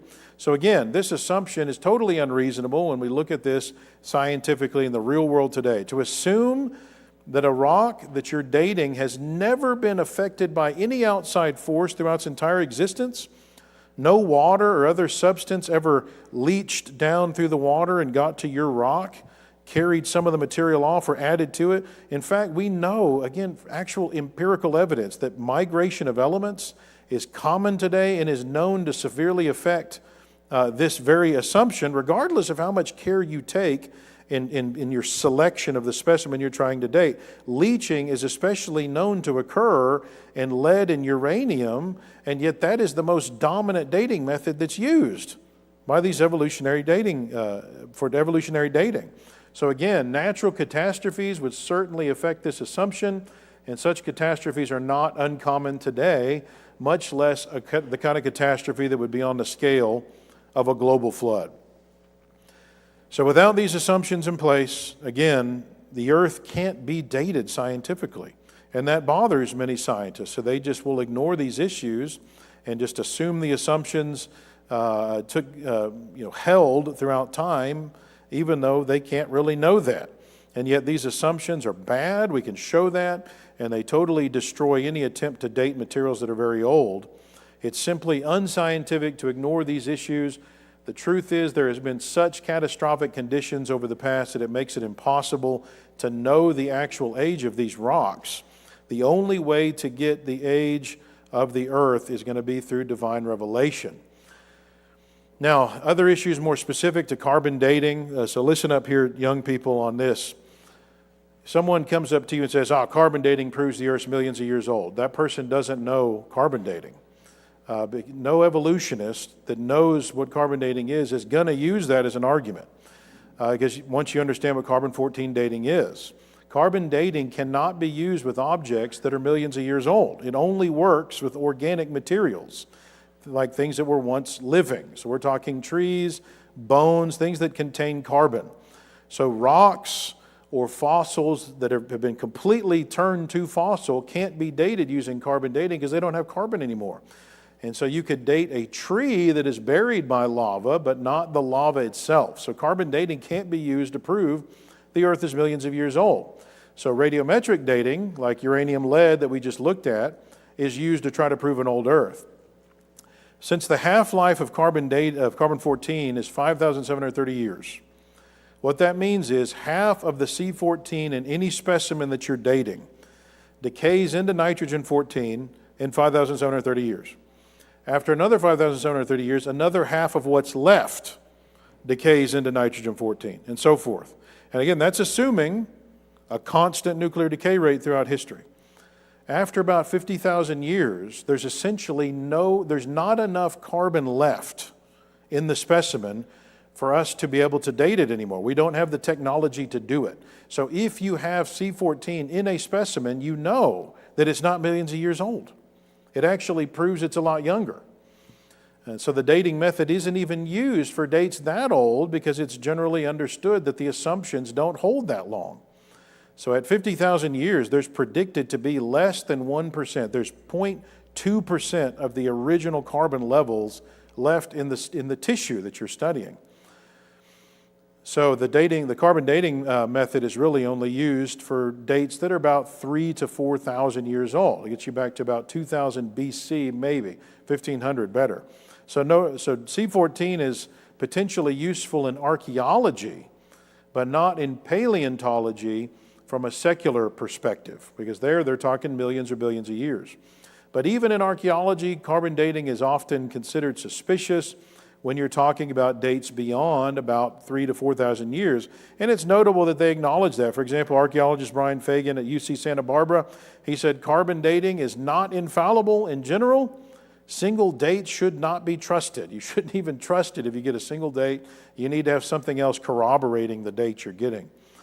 And one reason they know that, again, comes down to their faulty assumptions that have to do with the amount of like the Earth's magnetic field and its production rate of C14, and they assume C14 to C12 in the atmospheres remain constant throughout history. Scientists now reject that. They've tried to rectify it using tree ring dating, but it comes with its own suitcase full of assumptions, which are bad too.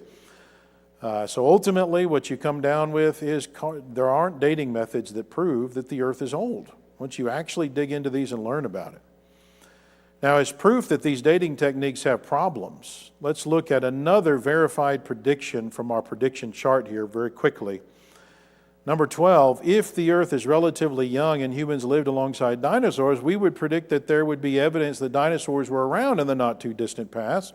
We've already looked at some historical, biblical, physical evidence of that, where apparently humans saw these guys in the last few thousand years. But on top of that, in the past decade or so, there's another type of evidence that has been piling up. This has been amazing. Scientists have been cracking open dinosaur fossils that are supposed to be 65 to 250 million years old and discovering collagen, blood vessels with red blood cells still intact, DNA, skin, feather materials, keratin, hair pigment, soft, stretchy, flexible tissue in some cases, like the T-Rex tissue that's on the screen here. And soft tissue has been found in animals from T-Rex to hadrosaurs, triceratops, seismosaurs, psittacosaurus fossils in your Mesozoic rock layers. They're supposed to be over 65 million years old. Not to mention the soft tissue that has been found in other creatures from the Mesozoic, like your swimming reptiles, your plesiosaurs, mosasaurs, ichthyosaurs, and then even your Mesozoic flying reptiles, your pterosaurs. Soft tissue and collagen, which should have long ago decayed if these are millions of years old. Collagen and hemoglobin could theoretically last undecayed for thousands of years if you have pristine conditions, where you have cool, dry, sterile conditions, which is not where you find these fossils, by the way. Interestingly, the story of them discovering this material, this was Mary Schweitzer. It's been several years now, 10 or 15 years, but she's an evolutionist, she's no creationist. And so she was the first one that found these materials and published it. And of course, the evolutionary community came at her because of the implications. There's just no way.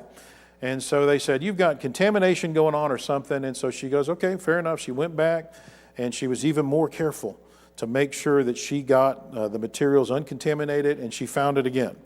And so then everybody else is now cracking open their dinosaur fossils and finding the same thing.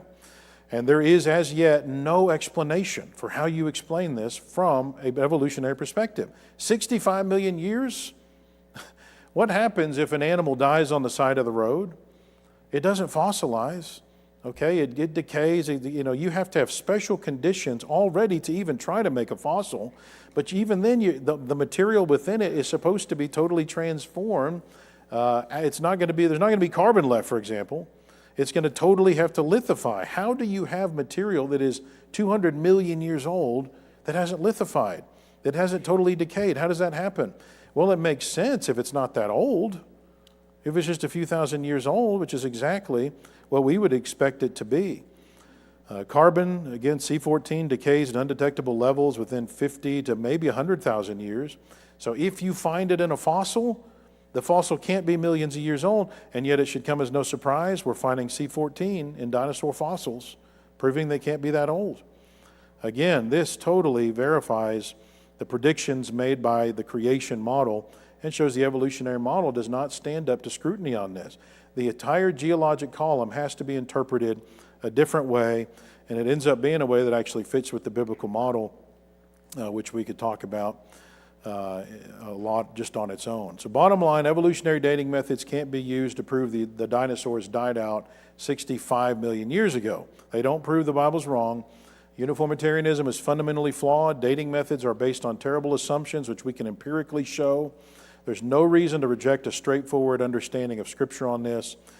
God, in fact, instituted the field of science in Genesis 1:28. So there's nothing to fear from science from a biblical perspective. He actually encourages us to do science because of what it teaches us about Him, Romans 1:20. False science certainly contradicts the Bible, but true science harmonizes with it perfectly every time. I've never seen an example where it doesn't. All right, we're going to go ahead and break. I'll turn it over. Thank you for your attention.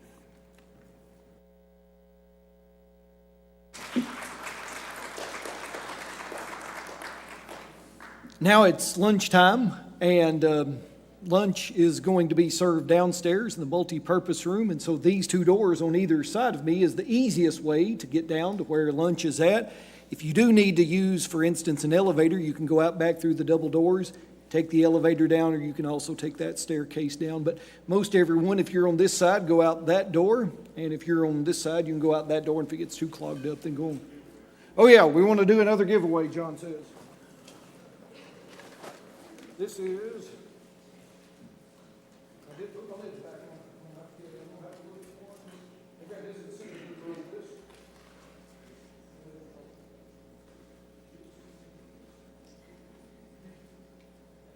And she get it out for us.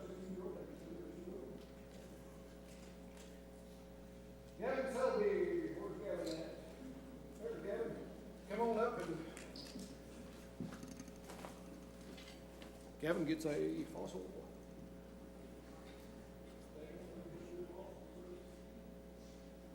It's a real fake fossil.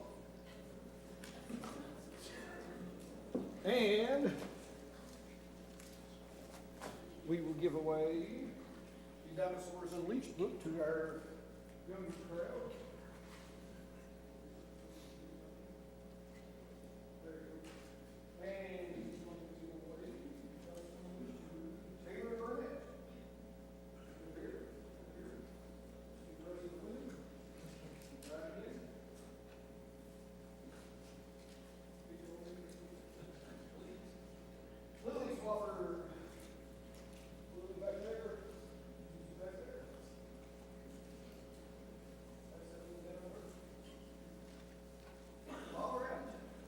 I know you love to visit and you love to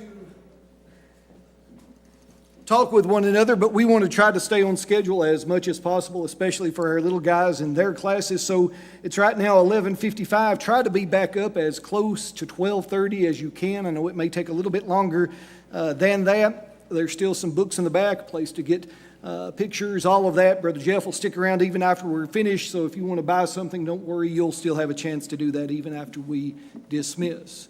All right, we're going to pray and give thanks for our food, and then if you'll exit these two doors, as needed, lunch will be served downstairs for you when you get there. Let's bow and give God thanks. Father, thank you for this day and for the many blessings we've enjoyed already in it. Thank you for your wonderful truth and the way you've created our universe and our earth and so many other magnificent things and the proof that you've given it for us. Thank you for Brother Jeff sharing this good information with us, and may all of us, young and old alike, be fortified in our faith and our trust in you. Thank you for this time that we can enjoy this meal together. May we be strengthened from this time of fellowship with one another. Please bless us the remainder of this day. Help us always to be your servants. Thank you for Jesus who lived and died for us. In Jesus' name we pray. Amen. All right. Head on down.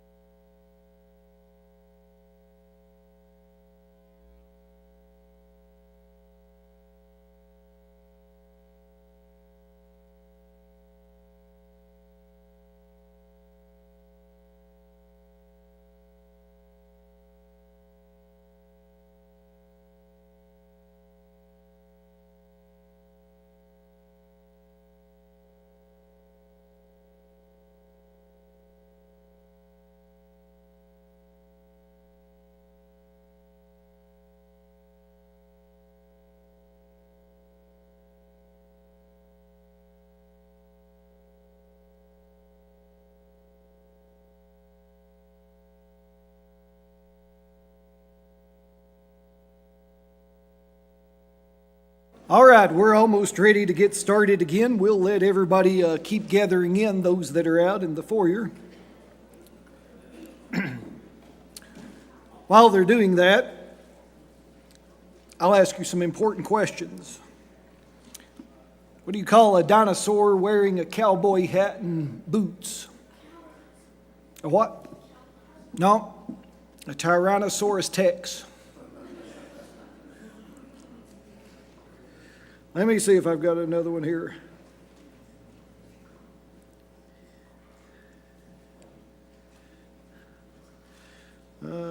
Some of these aren't as good. There's some dad jokes, of course.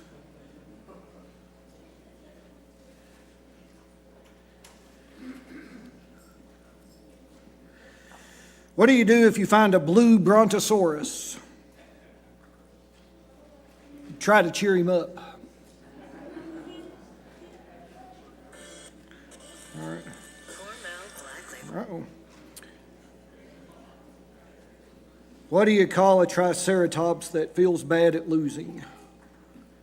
No, it's not right. A sore loser or a saurosaur. I don't know. Anyways, all right, I think everybody's back in here. Good comedy's not my first profession. We're going to draw out a couple of more names and give away a couple of more prizes here. All right, 11 to 14-year-olds.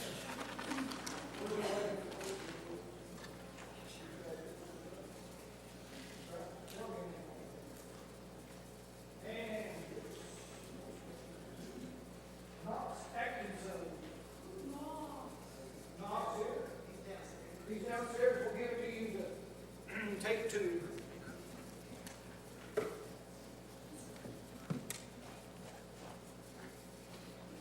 I'll let you choose which you think you would like this.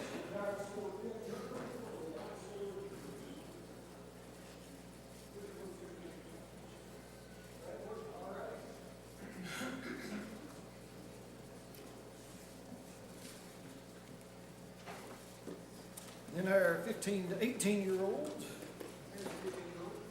We got a right place, right time. That one is Daniel Horn. We know Daniel Horn. Where's Daniel Horn? He's delivering water to babies. What a humanitarian. Well, pick it up. That one is Audra Hart. Audra here, there she is.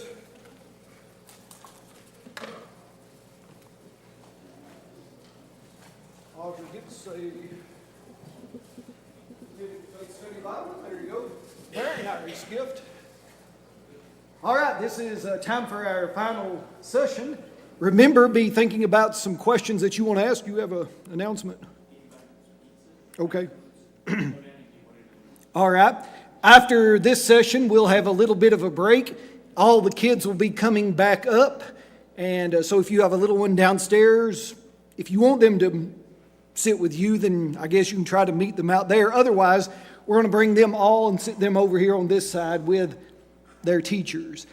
And after everyone's here and we kind of get settled, we're going to have a question and answer period. So be thinking of your questions that you want to ask Brother Jeff, and either we'll let you come to the microphone or I might get a wireless. We're still debating that, maybe to come here to ask that, and that'll help you, I think, answer the questions that are maybe very important that you might have been wondering about. So we want to do that. But I think about everyone's up from downstairs now, so I hope you enjoyed your lunch. And what Brian just told me is we've got more pizza. So when you get ready to leave, if you didn't have your fill of pizza, feel free to stop back by on your way out, and they'll be happy to load you up. Otherwise, everyone here at Crossville, we're going to eat pizza again tomorrow after we get done worship. So either way, we'll take care of that. But thank you for the good way that you went through and took care of all of that very quickly.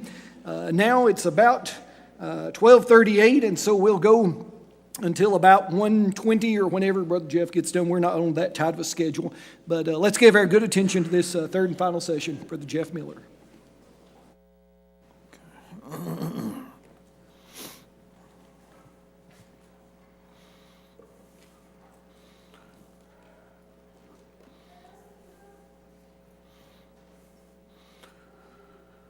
I did want to mention, before I forget, that we do have a summer intern program at Apologetics Press for youth that are at least 16 years old, where they have an opportunity to come and learn about these kind of things much more in depth, creation things and evolution-oriented things, and go with me to creation conferences where we go study, see what the latest findings are that are being presented at creation science conferences, and they even have a chance to go with me into the field and study cave geology. And so if that's of interest to any of these young people, be sure to let me know about that. All right. The secular world would have us to believe that the dinosaurs went extinct roughly 65 to 66 million years ago. They are found in the layers of rock, again known as the Mesozoic rock layers, your Triassic, Jurassic, you've probably heard of that, and Cretaceous rock layers. The genus Homo, which is essentially your modern humans, doesn't show up in the fossil record until much higher in the geologic column. They would say 63 million years later or 2 million years ago. And so no human ever saw a dinosaur in the conventional definition of the term. We were separated by 63 million years, but the Bible implies that's all wrong because the earth isn't even 100,000 years old, much less millions. So, as Bible believers, we would predict there'd be evidence of human and dinosaur coexistence. And since the earth is only 68,000 years old, those evidences would be from the relatively recent past. And sure enough, our prediction has been verified many times over. We've looked briefly at historical evidence that humans interacted with dinosaurs over the past few millennia since the flood. Historians recording eyewitness accounts of creatures called dragons with the characteristics of dinosaurs, but long before the term dinosaur had been coined. Tales of dragon slaying across the planet, some that go all the way back to the time right after the flood. We looked at a small sampling of the many physical evidences of the recent existence of the dinosaurs, ancient archaeological artifacts developed by humans which portray known dinosaur species with amazing anatomical accuracy. Artifacts created long before scientists even knew the proper anatomy of those species in many cases. Dinosaur figurines, carvings, and so forth.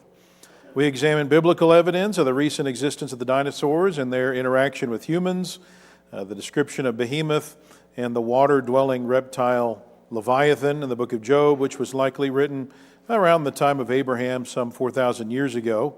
At least that's when Job likely lived. Genesis 1, which informs us that all land-dwelling creatures, which would have included your dinosaurs, were created on day 6 alongside humans. And we finally examine fossil evidences, remembering that you don't find dinosaur fossils above the flood layers. Instead, you find archaeological evidence of that. But the fossils themselves have the soft, stretchy tissue, blood cells, and collagen that have been found in several dinosaur species, along with your flying and marine reptile species that are found in those Mesozoic rock layers that are supposed to be 65 to 250 million years old, which is an impossible feat, to say the least. And we've showed you that the reason they would even say those rock layers are that old are based on these radiometric dating methods, which are erroneous and suspect at best. There's no reason to suggest that the dinosaurs went extinct 65 to 250 million years ago. So again, the question is going to come down to how do you actually interpret the geologic column from a biblical creation perspective? What's actually going on there? And ask me about that in the Q&A if you'd like for me to talk about that some more. But what we want to look at in this session, when we look at the fossil record, we see tens of thousands of remnants of these dinosaurs, and we know that they've existed relatively recently, but we see no evidence of their existence today. So where did they go? That's the question everyone is asking. What happened to the dinosaurs? Why did they go extinct? And there's lots of theories out there. But how do creationists answer the question? Well, while we know from archaeological, historical, and biblical evidence that they apparently lived after the flood, they clearly didn't thrive after the flood. So most of the dinosaurs were wiped out by the flood. Does the evidence support that theory? And what else can we learn about the demise of the dinosaurs? Well, that is precisely the question being studied by creation geologists and paleontologists in Wyoming.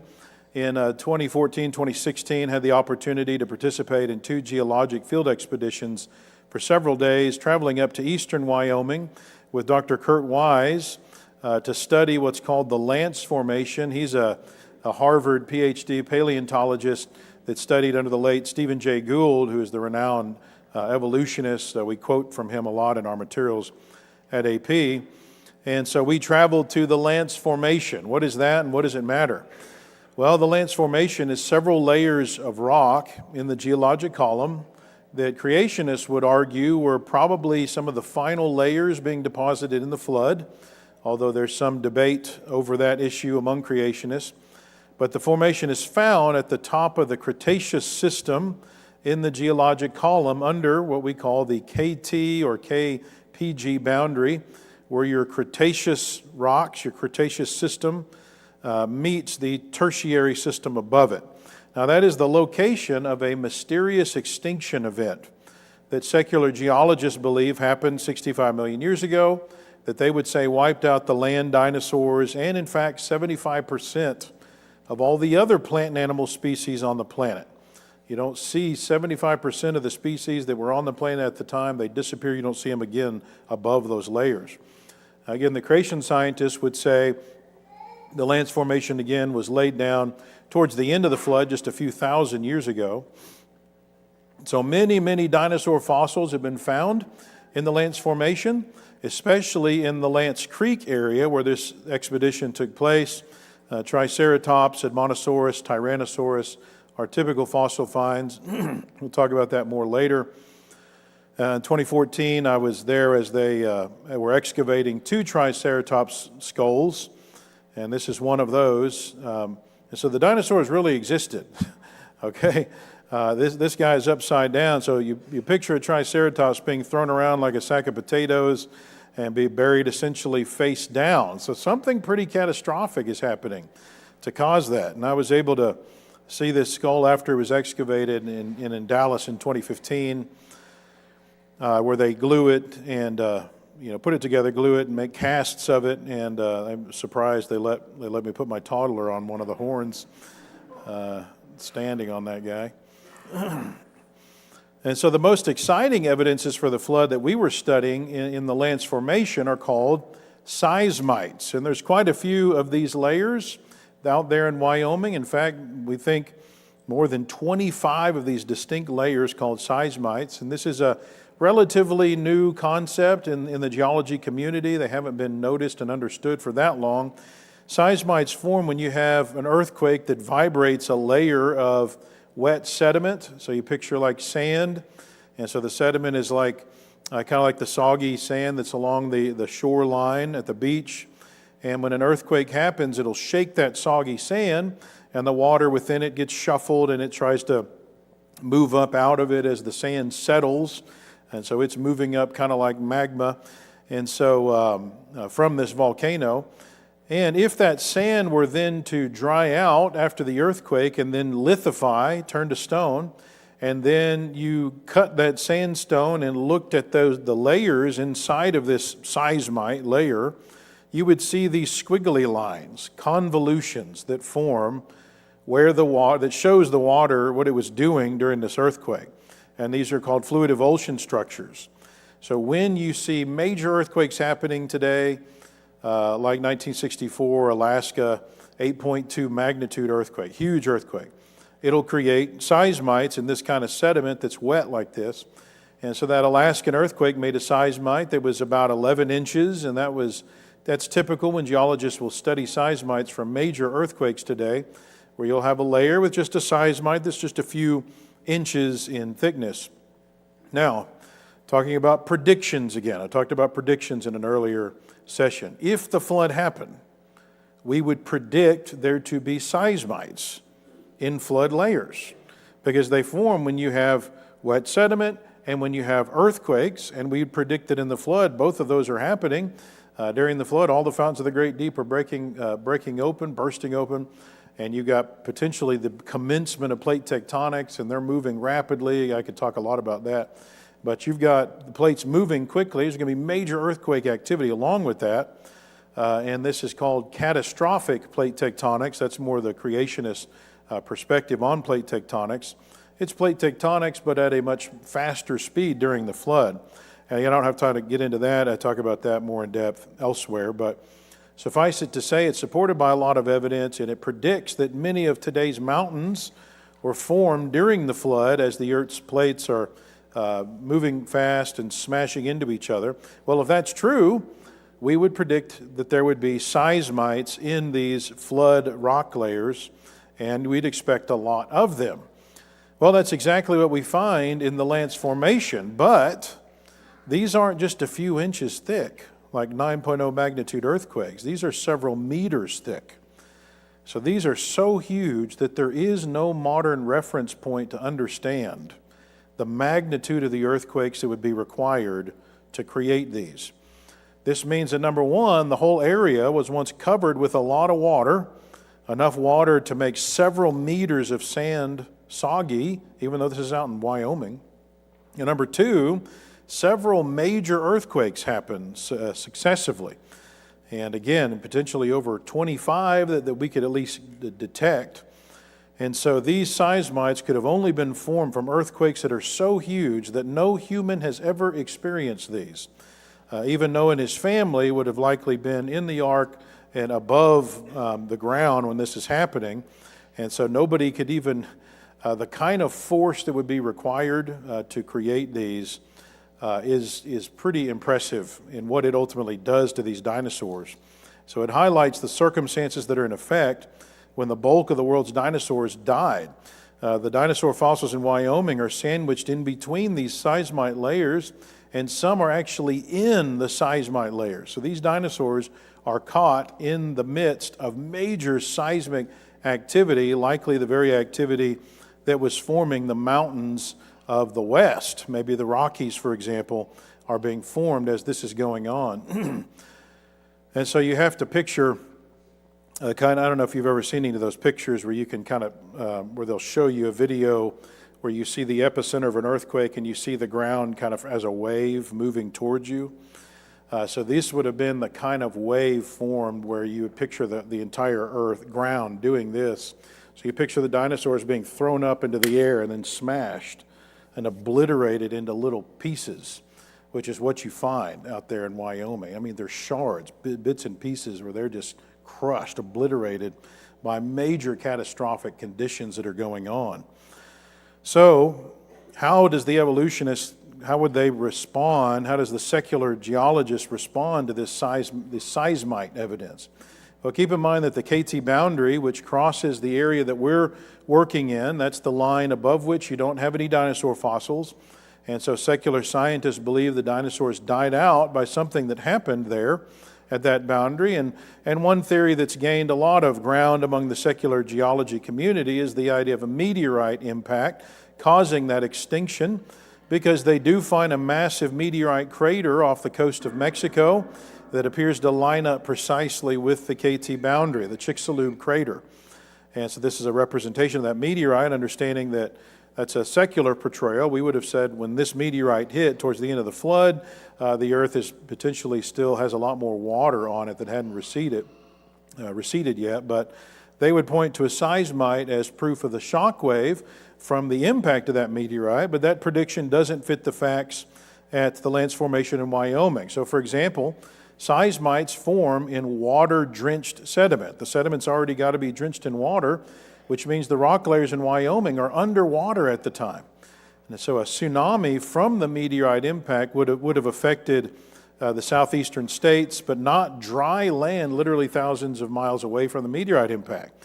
So why was Wyoming covered with water at the time? Meteorite doesn't explain that evidence.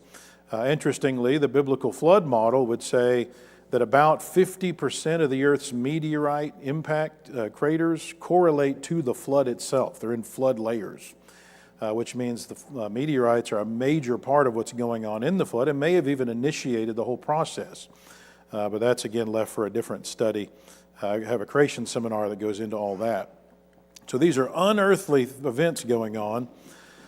The other trip I was able to go on that's in 2015 back to Wyoming was in the same area there. It's a different group of creation scientists studying the same area, the guys that are doing the seismites, and then you've got other guys that are studying the actual dinosaur fossils that are found there. And so Dr. Art Chadwick is doing that work there, and his team has excavated over 20,000 dinosaur fossils there. And by the way, if you've seen, raise your hand if you've seen the movie Is Genesis History? Okay, a bunch of you, I highly recommend that. It's a lot of the leading creation scientists showing you a lot of the more recent evidences and explanation of the earth around us from a creationist perspective. But Dr. Chadwick is in that, as well as Dr. Wise that I do work with in the field. But this is the dinosaur guy, and several of us, some of the AP guys, were able to go up there and do some dinosaur fossil excavation, including Dr. Mike Houts, and one of our interns, Noah Eisenhower, was with us as well that summer. Dr. Chadwick is a professor at a denominational university down in Texas, and he teaches geology courses, including a course on dinosaurs and creation. And each summer he will bring students up to Wyoming for a month, and they camp out in tents at this site and excavate dinosaur fossils during the day and hear lectures on dinosaurs during the evening. And so we came during that time period for a few days. And as with my trip to Wyoming in 2014, in 2016, we're working in the Cretaceous sediment again, in the Lance Formation. And this is sediment thought to be laid down towards the end of the flood. And this is where you find one of the main places in the world where you find Triceratops and T-Rex, Nanotyrannus, and Pachycephalosaurus fossils. Lots of Edmontosaurus, which are widely studied hadrosaurs in North America. This is the maxilla of an Edmontosaurus, the upper jawbone that I excavated while I was there. And so several of us were able to go up there and dig up dinosaur fossils, lots of teeth and tendons. And dinosaur tendons are typical fossil finds up there. And this gives you an idea of what a dinosaur fossil actually looks like. So this is rock, not bone. The original bone has been completely replaced with sediment particles that replicate the bone. All right, so, several goals that we have in doing this kind of field research, but one of the big ones is to make sure that we have more creationists in the field gathering evidence that helps to substantiate what is going on in the flood and the biblical model. That allows us not only to understand the great things God has done, Psalm 111:2, the works of the Lord are great, studied by all who have pleasure in them, but also allows us to be able to give a better defense of what the Bible says occurred. 1 Peter 3:15, which allows you to show people the Bible is reliable. It can be trusted on all these things. And so again, I encourage young people, if science is something you're interested in, to consider seriously our intern program, where I can get you up to speed on the latest things in creation science and make sure you're ready for the kinds of things you're going to encounter from an evolutionary perspective in the secular community when you go into college. But the big question, of course, everybody's asking, again, is, what in the world happened to the dinosaurs where they're wiped out in mass? And that's the big question that they're asking out there in Wyoming. What happened to the dinosaurs? And so that's what they're studying. So on this ranch that we went to, where Dr. Chadwick is overseeing this excavation, again, in flood sediment, there are 5 different fossil quarries actively being excavated last time I checked. And dozens of dinosaur fossils are dug up and documented every day while they're there over the summer. And so this picture on the left is one of those fossil quarries where you can see the fossils in the positions they were found with the dirt removed. And so again, we're talking thousands of fossils. This is the quarry I was working in. And so the excavation team documents the location of each of these fossils very carefully using GPS. And they make pictures of each fossil and develop 3D representations of each of those, put them back into the picture based on the coordinates that they took. And so then Dr. Chadwick can get the big picture of what happened to these dinosaurs when they were killed. And there's actually depth to these pictures, so we're just looking down from above, a bird's eye view. So some of these aren't on exactly the same plane. There's levels to this.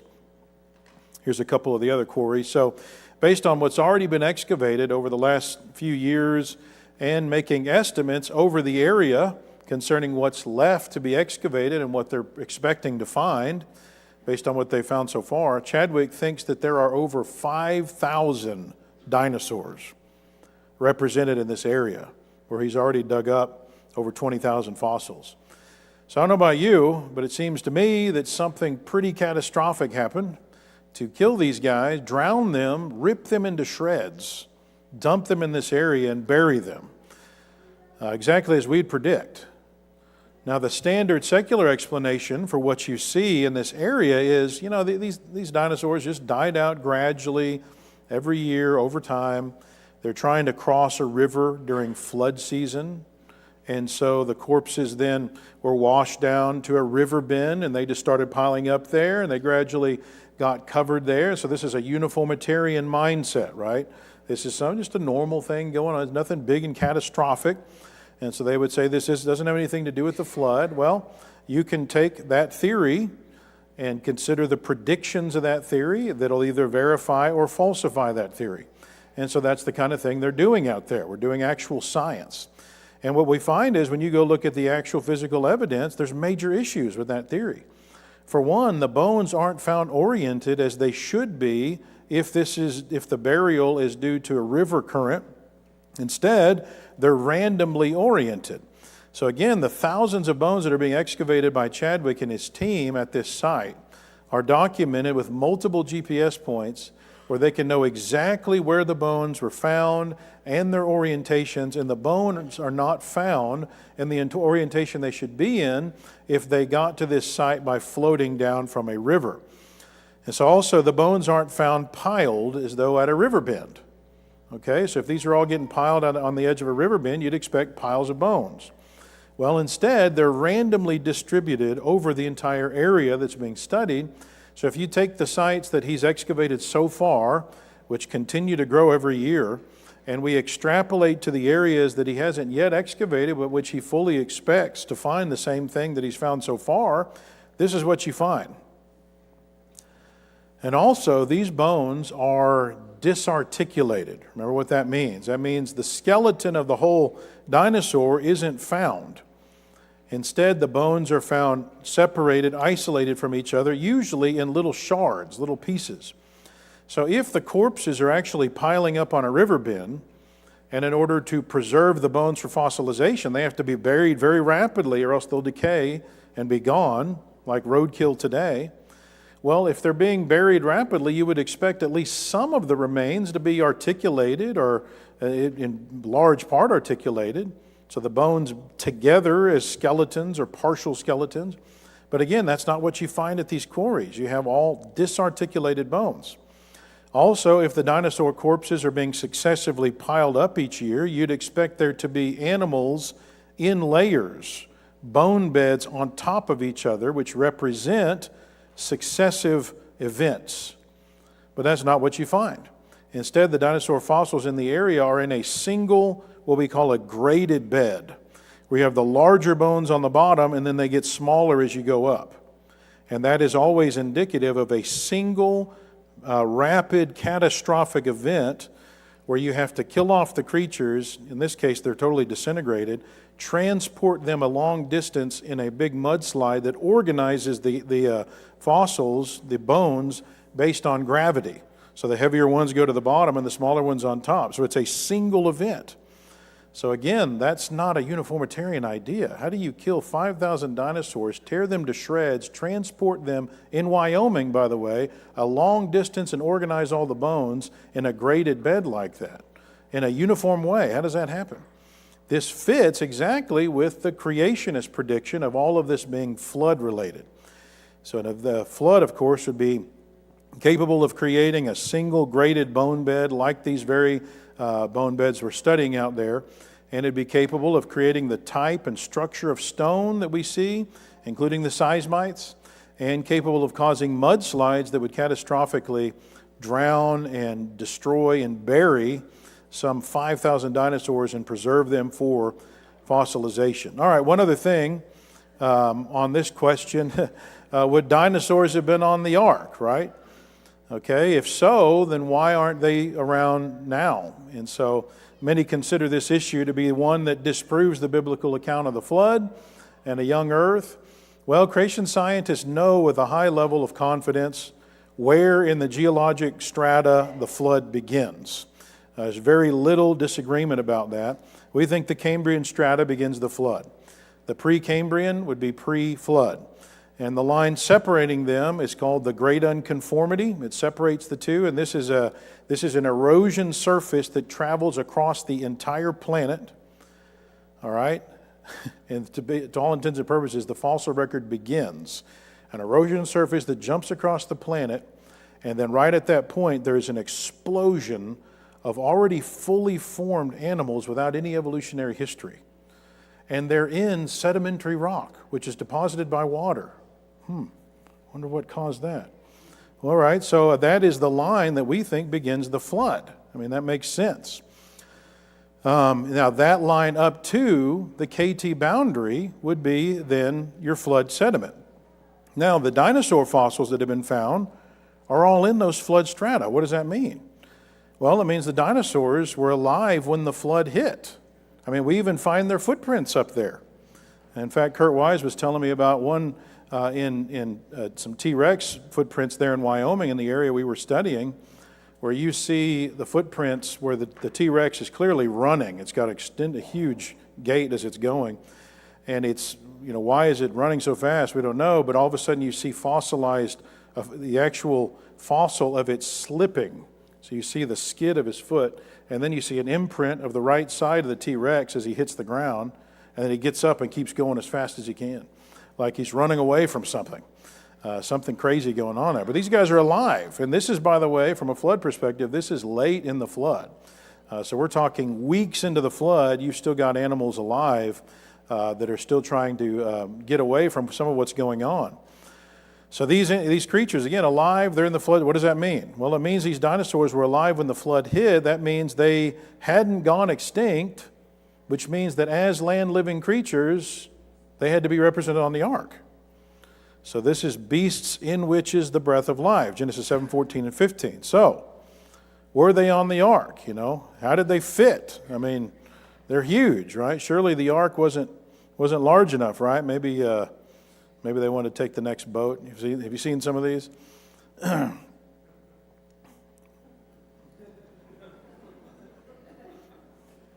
So again, many consider this a deal breaker on the legitimacy of the flood. And so there's lots of theories out there about what happened to the dinosaurs in light of the flood. Maybe we got it all wrong. I mean, maybe they were on another ship, the SS Noah's Ark 2. All right, on the website for the flooded book, my flooded book, I have several videos that supplement the material in that book, and we made this 3-minute video to answer this very question of how the dinosaurs fit on the ark.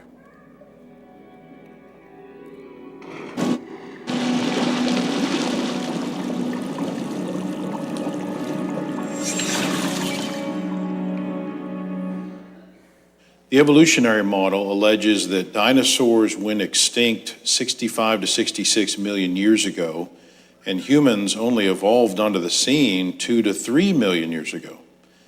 The biblical creation model, however, argues that God made both humans and dinosaurs on day 6 of creation week only 6 to 8,000 years ago, Genesis 1:24 to 28.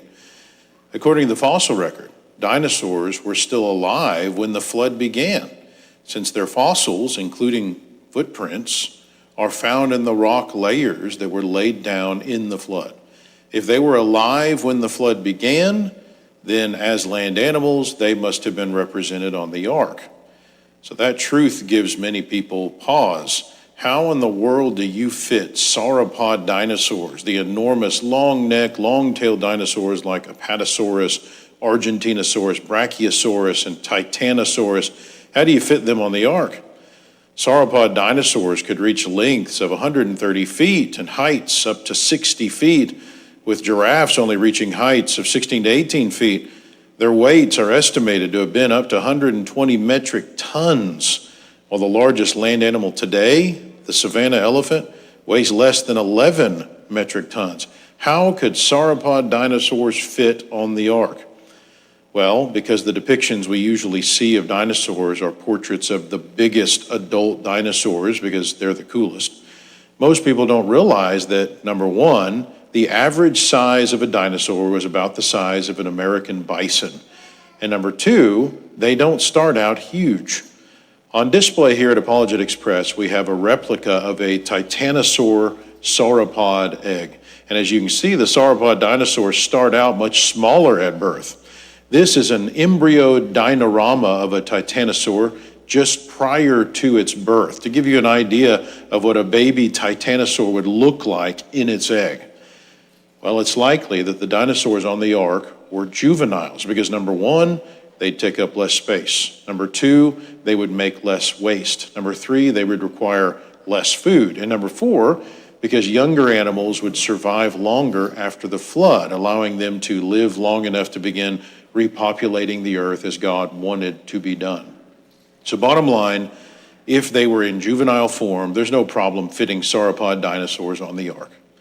For more information, check out our website at apologeticexpress.org.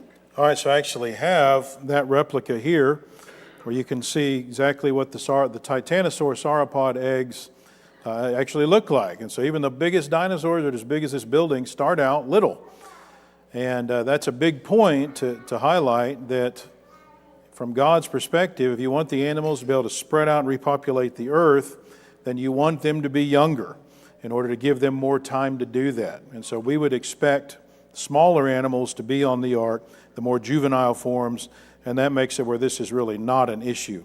So the next question, most of the dinosaurs perished in the flood, but some were on the ark. All right, so if they're on the ark, then where did they go after the flood? Well, we've already seen evidence that they were around after the flood. You've got your artifacts and stories that provide evidence of that. But it's clear that they didn't thrive after the flood. For the most part, they disappeared within a few centuries after the flood. So why might that be? Well, for one, based on the modern flood model that creation scientists have developed, there would have been a pretty major ice age. Ice advance would be more the term we would use. Following the flood that lasted for a few hundred years. In such an environment might not have been ideal for your larger reptiles like your dinosaurs if they weren't close enough to the equator. And so the ice from the ice age is thought to have stretched down from the poles and covered about 30% of the land mass today. Today it's about 10%, but maybe about 30% at that point at the peak of the ice age. So it's also likely that there wasn't enough vegetation to sustain the appetites of the larger dinosaurs, at least immediately after the flood. And we also know that the post-flood world would have been much different from the pre-flood world, and that post-flood world was not probably as conducive to long life and bigger size and health. And so when we look at the genealogies of Genesis 5, Genesis 11, and compare the two, Genesis 5 shows these sustained lives at about 900 years, and yet Genesis 10 and 11 shows this exponential decay in lifespan immediately after the flood. And so perhaps the changes on earth weren't good for the dinosaurs. But another very plausible possibility, of course, is the hunter idea. And so when we read Genesis 10, 8 through 9, where it's giving the genealogies of humanity between the flood and Abraham, and it mentions Nimrod, this passing statement about this guy may be significant. Nothing that God would choose to tell us would be without reason. And Nimrod is described as this mighty one on the earth, a mighty hunter before the Lord. And when I was growing up, I think I probably thought about him as being maybe out in Africa on a safari hunting lions or something. But when we understand, when we look at the fossil record at the animals that are stepping off the ark, it's a very different portrait of the kind of animals that would have been faced at that time. And especially when you consider these guys, these dinosaurs, Nimrod may have been hunting much more formidable game than lions.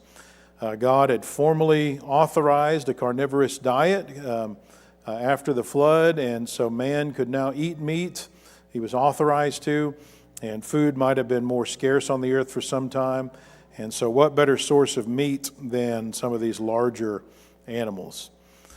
All right, young people, be sure to be aware of our advanced Bible reader. This is a free tool that you have at your fingertips where you can read our AP materials or read the Bible in sections and then take little quizzes on those and accumulate points and certificates from that. Highly recommend that. Teachers and elders and preachers can even use this for the young people. We have a Christian Evidences camp every summer as well.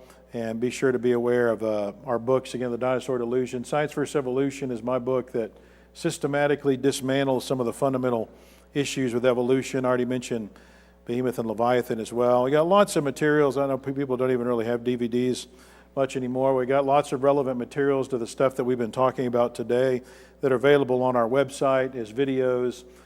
Even you don't have to get them as DVDs, but these are available as videos as well online. And be sure to make use of our website, which we receive millions of page views every year on this. We have an app as well, and a weekly email where you can get the latest articles and products that we're developing. And this is a free thing. You just need to sign up for our email at the top of our website, which is, let's see, where does it say? I forget where it's at. I thought it's right up there at the top, but anyway, it's on our website somewhere. All right. And again, we've got an app, so make sure you get that for your smart devices. Evolutionists, again, have had a long time a monopoly on the topic of dinosaurs. Dinosaurs are like the poster child for evolution, as though their existence validates evolutionary theory, when in truth, the existence of the dinosaurs harmonizes perfectly with Scripture, with creation, and the scientific and historical evidence surrounding these amazing beasts works well with the creation model. Now, we spend so much time trying to deal with evolution and their narrative about these amazing creatures that I think it's easy to forget an important idea that God would not have us to miss. God's invisible attributes are clearly seen by examining the things that He made, Romans 1:20. The works of the Lord are great, studied by all who have pleasure in them, Psalm 111:2. So when God showed Job those two amazing dinosaur-like creatures, He was teaching Job something about him, the nature of the Creator. Behemoth was described as chief of the ways of God. Okay, God was wanting Job to understand what he's like by looking at these creatures. And so let's not forget to look at the dinosaurs for what they were, amazing manifestations of the awesomeness of the Creator.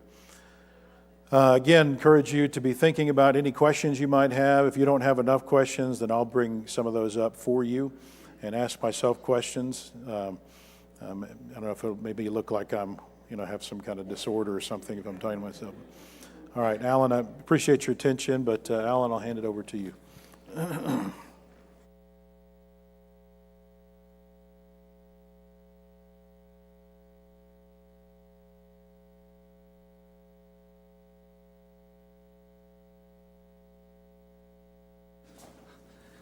Thank you, Brother Jeff, again for all of this wonderful information.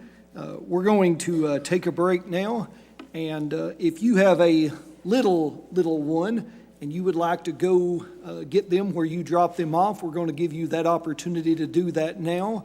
That'll probably especially be like the 0 to 2 age group, and then as well as some that might be a little bit older. And then if you don't get them, they will be coming back upstairs and joining us. We'll try to reconvene somewhere around 1:25, thereabouts. It may be a little bit longer, just depending on how we get all the kids back in shape. But if you don't have a little one to take care of or just going to wait for them, feel free to get you another snack, another piece of pizza, take a bathroom break, whatever you need to do. But try to be back in here around 1:25, and we'll begin our question and answer session then.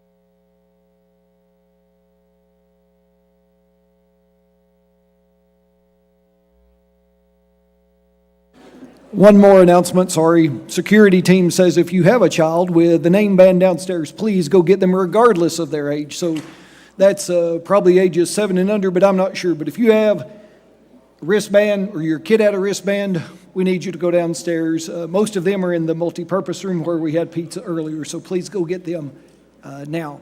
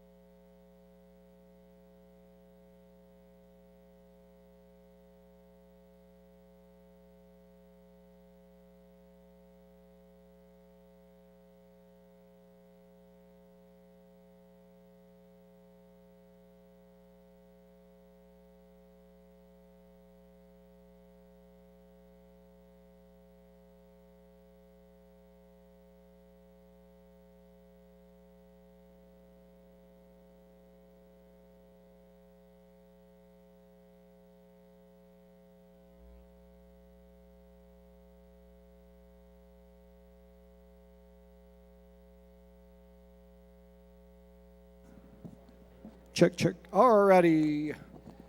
Some kids are still downstairs, but we're going to go ahead and get started. They may have had parents that just dropped their kids off, so they may have to pick them up there. So that's kind of a change in plans. But we're going to go ahead and start our question and answer time, and then we'll do a couple of giveaways before our time is over. You've got one of two options. If you want to ask a question, you can come to this microphone right here and ask it, or you can hold your hand up and I will visit you and give you this nice microphone. I'll stick it in your face for you to ask a question. So, who wants to be our brave first questionnaire? I've got one already back here.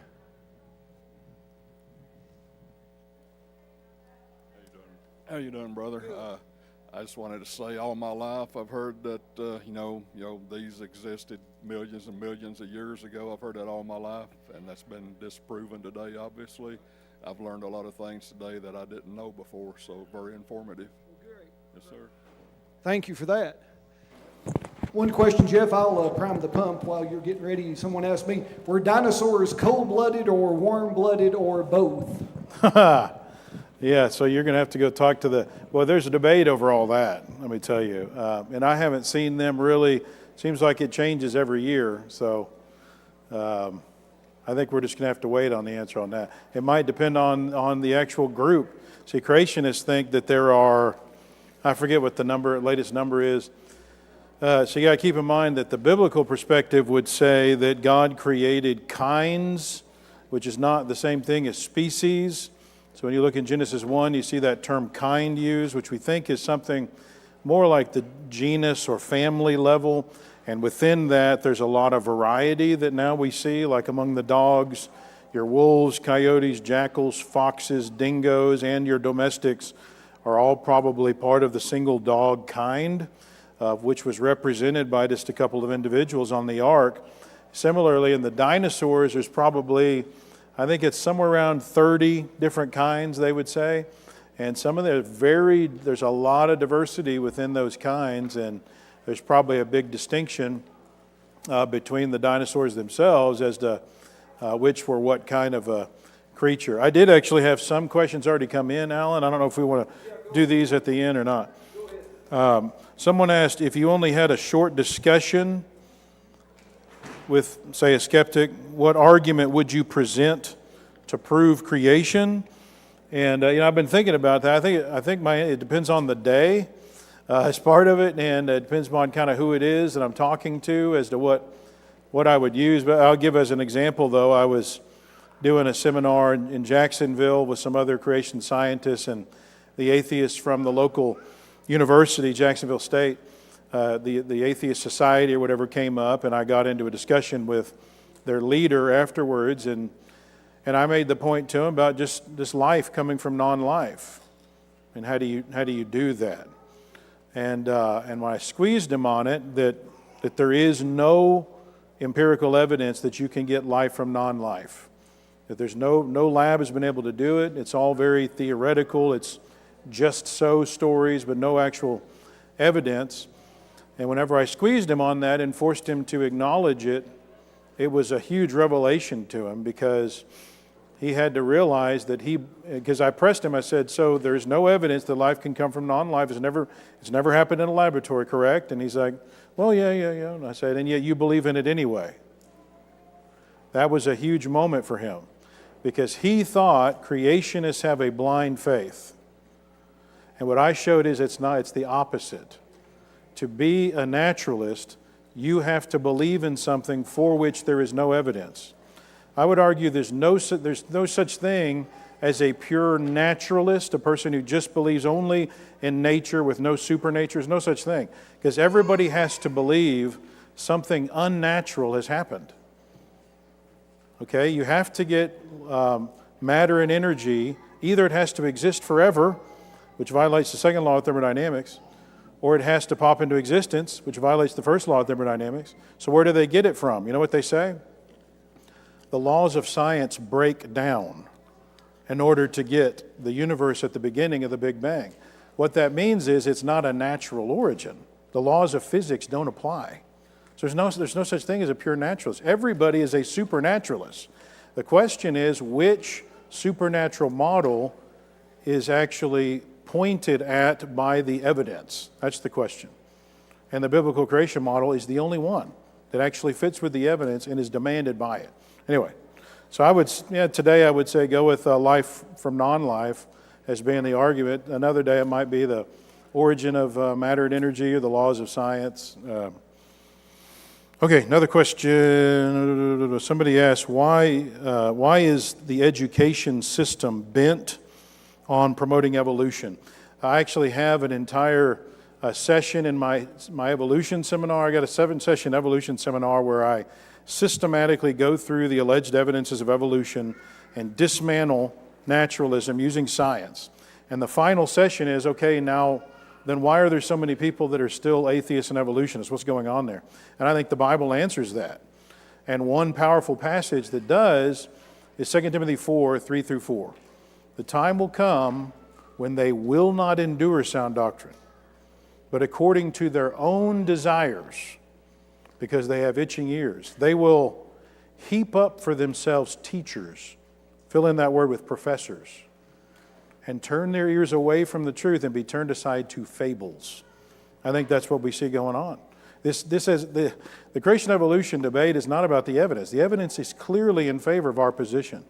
It's never about the evidence. It's always about whether a person is willing to accept the implications of the evidence. And most people never have wanted a God telling them what to do. That's what it comes down to. That's what it always has been. It goes back to the very beginning. We want to do it our way and not have somebody pushing us around, telling what we perceive as pushing us around, telling us what to do. Anyway, that's what I found in all my studies. I have never found somebody be able to deal with these arguments in a logical way. They ultimately fall back on a blind faith in naturalism in order to hold their position. Okay, someone said, what are my comments on the dinosaur mummy out of Canada? I actually have a picture of that in the flooded book. This is on page 16. So there was a nodosaur that was found out. Usually, again, when you find dinosaurs, when you just find their bones that have been fossilized, you don't generally find, you don't know what they looked like. All you find is the bone, which is an important concept, which is why in the 1800s, when they first started discovering dinosaurs, they didn't even know what they looked like. The word stegosaur basically means roof lizard, and they thought that the plates that were on the back of him were laid on him like shingles, because they didn't understood, because they weren't attached to the spine, so they didn't know how to put the plates on him. It took them a long time to figure that out. So when all you're finding is isolated bones, sometimes in other countries, they don't know what these guys look like. So rarely could you ever find something so articulated where you could even tell the general shape, much less what its skin impressions would have looked like and color. All that's just kind of fabricated. But in the case of this, they found a mummified nodosaur, which is part of the Ankylosaurus group in Canada, and it actually showed that paleontologists had nailed the anatomy of the ankylosaur pretty good. And it actually is more the impression of the outside of the dinosaur, not just the bones on the inside. So it was actually a really powerful find that they found there. I thought that was really cool. Somebody asked about dino DNA, and has anybody done comparisons? And I thought she was going to ask, can we do Jurassic Park yet? And the answer is, as far as I know, last time I checked on that, there hasn't been enough DNA found of any of that to be able to tell anything yet. But I think that's going to be, keep in mind, this is very new that they're realizing we're still finding red blood cells intact and collagen and stretchy. This is very new research. And so it's going to take some time before they find enough materials to be able to start making some assessments about those kinds of things. Somebody asked about cavemen. What's my take on cavemen? That's kind of part of my creation seminar. I mentioned the evolution seminar. I got a creation seminar where it's more looking at how we explain the evidence from a creationist perspective. All of the human fossils that we have found, let me step back a little further. So I talked about the idea of a kind that the Bible teaches, not that God didn't create species like we see today, but kinds, the general groups, and within those there's a lot of diversity and variation that goes on, and the same thing is within the human kind. We would say, when we look out at the planet today, we see an enormous amount of variety, and yet that all came from two people, right? Well, when you look in the flood or in the fossil record, the pre-flood world, so I talked about how the great unconformity is where the flood begins. Underneath that is the pre-flood world. Most of that is totally gone. It's been obliterated. All you see is just a few things like algae and microfossils and stuff that doesn't really tell you what the pre-flood world is like because it's totally eroded, obliterated in the flood. And then the flood begins and you see a progression of the flood's progress in the flood. Okay, its destruction as it's moving. So it starts, Genesis 7:11, all the fountains of the great deep break forth. And so we're talking the bottom of the ocean. Apparently the ocean floor breaks up and begins the process of probably plate tectonics. And so the first things that you see fossilized at the beginning of the flood are the ocean floor creatures. That habitat gets wiped out. And then it moves up and starts picking up the fish. And then it starts moving further inland and it starts picking up your creatures that live along the coast, your amphibians and then reptiles. And there's an entire habitat that is gone. It was totally obliterated in the flood. And it's the habitat that has all of your larger mammals and your flowering plants that we see today and your humans. That entire ecosystem is gone. It's not even there. And we have an idea about what's probably going on there, but the point we're making here is you don't see humans until the post-flood layers. So humans come off the ark, and incidentally, when the flood ends, biblically what happens? Well, you've got a period of about 100 years where the animals go ahead and spread out, because God tells everything to spread out and be fruitful and multiply, fill the earth. The animals do. So after the flood, you see in the fossil record, the animals spread out quickly. And you still don't see humans. Why? Because the humans haven't spread out yet, because you got to wait till after Babel. So then the humans blow up across the scene and about the Pleistocene rock layers, and that's where you see the humankind just explode across the entire planet at that point. And so cavemen are some of the people that you find there. And what we mean by cavemen is we find that the first humans, which are probably maybe Homo erectus is what the paleontologists will call it. It's just human. It's just a variety of human. We find them as like hunter-gatherers. They're roaming around the land. They're staying in makeshift places like caves. Why is that? Well, because they're dispersing, like God told them to after Babel. Okay, so that's what they're doing. They haven't settled yet. And that's what you see in those initial layers in the Pleistocene. And that's where your cavemen are. That has nothing to do with intelligence. They're fully capable. It's just that they're not yet using more advanced technology, probably because all of the pre-flood technology would have been obliterated in the flood, with the exception of the technology that Noah and his boys brought with them and passed on, which ends up being shipbuilding, civil engineering type abilities. Those kind of technology show up immediately. You see advanced boats that we found like in ancient Egypt, and you find advanced civil engineering structures that start popping up that we still don't understand how they were able to do, how to make those, the pyramids and so forth. Across the entire planet we start seeing that. But all the rest of the technology from the pre-flood world is obliterated. And keeping in mind that according to Genesis 4, pre-flood man was already making, using bronze and even iron, okay, to make things. And yet all that's gone until presumably humans start developing those technologies again. And so right after the flood, you don't see some of that stuff pop up for a while. Okay, next. So what were they? They're basically, cavemen are just modern humans. When were they? They basically show up after the flood. All right, that's all I got there. All right. You know, it's kind of funny when atheists doesn't believe in God. And I have a friend at work who doesn't believe in God, and we talk about the Bible. I said, you know, in the beginning, God created heavens and earth. He said, well, that doesn't mean God made us. I mean, and I tried to convince him there is a God, and he said, well, show me. I said, look all around us. God made everything. He made you, he made me, he made mankind. Mm-hmm. Well, where's the Bible? And I brought the Bible to work, and I showed him. That doesn't mean nothing. Yeah, right. So to the atheist, if you bring the Bible to an atheist, they say the Bible says God created the universe, then he's going to say, well, I don't believe the Bible, so that doesn't prove anything. And so you end up either having to go to the classical arguments that show there's got to be a God, or you're going to have to prove that the Bible has supernatural characteristics that prove that it's from God, which you can also do. But, you know, see, a person could go to the Quran and say the Quran says Allah created the earth. How do you know the Quran's right? And we would say, yeah, it's a good point. I mean, the Quran's not right. And so you've got to prove that the book has supernatural characteristics, which you can do with the Bible and you can disprove in the case of the Quran. So you could go the Bible route, but the easier way probably, if you're dealing with an atheist, is going to be to deal with these logical arguments like your cosmological, moral, teleological arguments.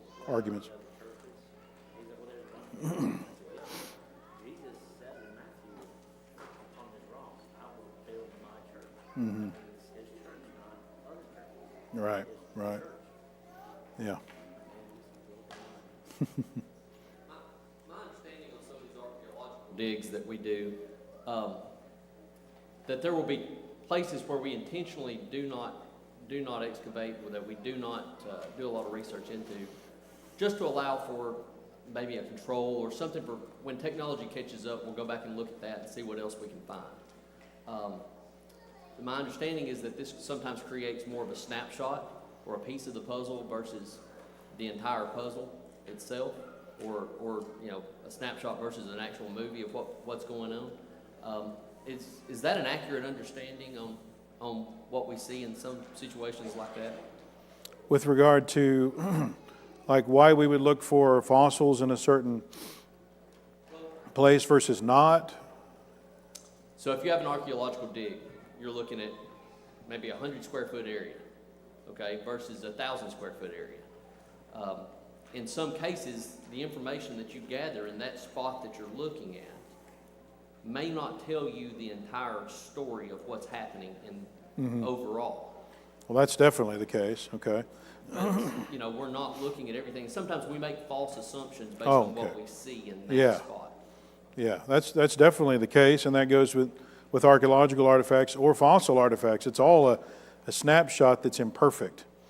And yet, yeah, you'll find scientists can be really bad about speaking with authority and confidence about things for which there's not enough evidence. And so that's one of the reasons why you see a lot of overturn in previous ideas, like the Big Bang. Big Bang is most notorious about this. The Big Bang as it is today is nothing like it originally was. With the latest thing being this James Webb's telescope stuff that's come out in the last year. They set up this telescope that has the ability to see further in space than we've ever been able to see. And so in theory, whenever you see, if you know where a star is, how far it is away, let's say you know that the star is 13 billion light years away from us, that would mean, in theory, again, assuming uniformitarianism, that light took 13 billion years to get to us, and you're seeing something from 13 billion years ago. Okay, now I would already have a problem with a lot of that, but even using that idea, what they found with the James Webb telescope is they're finding galaxies that are fully mature and enormous, even though they are within 500 million years of the supposed Big Bang. Now, that's a problem because all of their predictions have said you don't have those until at least 1 billion years after. And so you're going to see all these articles that are everybody's like, oh man, it's broken the whole, so what they're going to have to do is totally overhaul the Big Bang again because the latest evidence has disproved it again. The model doesn't work. Of course, we would say, of course you see fully mature stuff everywhere from the very beginning because the Big Bang didn't happen. But anyway, so yeah, snapshots, definitely the case with any fossil find. There's a lot, let me give an example from the dinosaur fossil realm. Oviraptor, egg stealer, is right where his name came from. Why do they call him that? Well, because they found an oviraptor close to some dinosaur eggs. Same strata, kind of close by. The oviraptor must have been going to steal the eggs. Well, it takes them a while to find another dinosaur fossil find, and they discover they're able to look inside, if I'm remembering right, they were actually able to look inside of those particular dinosaur eggs and see that they were oviraptors, and another oviraptor was close by, and so they decided it wasn't trying to steal them, it was actually brooding over the eggs. Well, what do they actually have? I mean, how are they drawing their conclusions? Well, all they have is some bones here and some eggs here. That's it. And the rest is just this narrative of story that they make up, which is interesting, but you really should be giving major disclaimers on these finds instead of speaking with such authority about them. But you're not going to see a lot of that. I actually did recently see an article where there was an evolutionary guy that really threw the rest of the community under the bus for doing that very thing, for being stating things with such fact. It was actually one of the leading paleontologists of the world, in fact, it was Lee Berger. He came out and chided the rest of the paleontology community among the evolutionists, said, guys, you're going out there and saying this stuff with authority, and then we look bad when it all gets overturned here in a few years. And so he was saying, we need to be way more putting our disclaimers on the things we're saying. And I'm thinking, yeah, well, we've been saying that for a while. Yeah. That map that you showed where the excavation sites are they typically like those banks of bits of bones or whole skeletal? Yeah, so those excavation sites in Wyoming, those are fragments for the most part. Every now and then you might say, like, we found most of an actual Triceratops skull, 2 of those. There's a full Pachycephalosaurus dome that was found that some evolutionists came and stole, by the way, off of that land, but that's another story. Anyway, but most of the time it's fragments, like the stuff that I found a maxillary of an Edmontosaurus and tendons that are little, you find little teeth, but for the most part it's just little fragments that are found, yeah. Just curious, why is the non-existence of the intermediate forms not a more dominantly presented proof against evolution? Say that again? Why is the non-existence of the intermediate forms not a more dominant proof against evolution?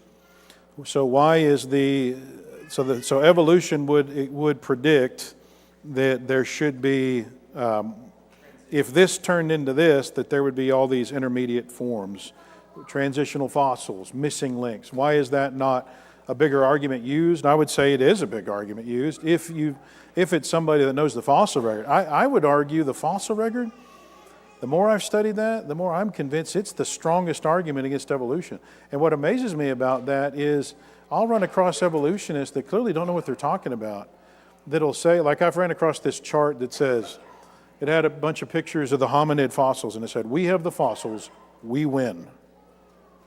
And I'm thinking, you don't have any idea what you're talking about. The leading evolutionary paleontologist of the last century, Stephen Jay Gould, he saw the Cambrian explosion, which is this explosion not just of life that's simple, but complex and diverse.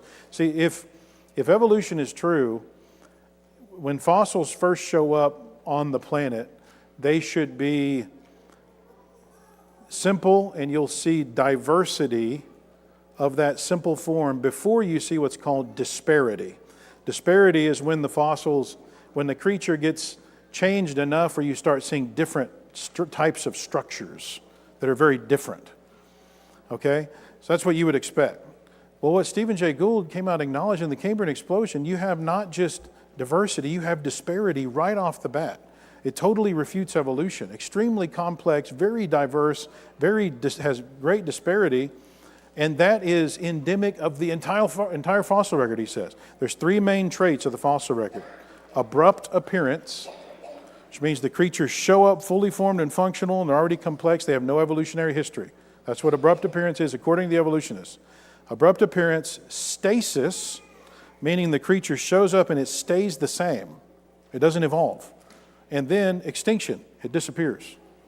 That is the endemic of the entire fossil record. So Stephen Jay Gould had no explanation.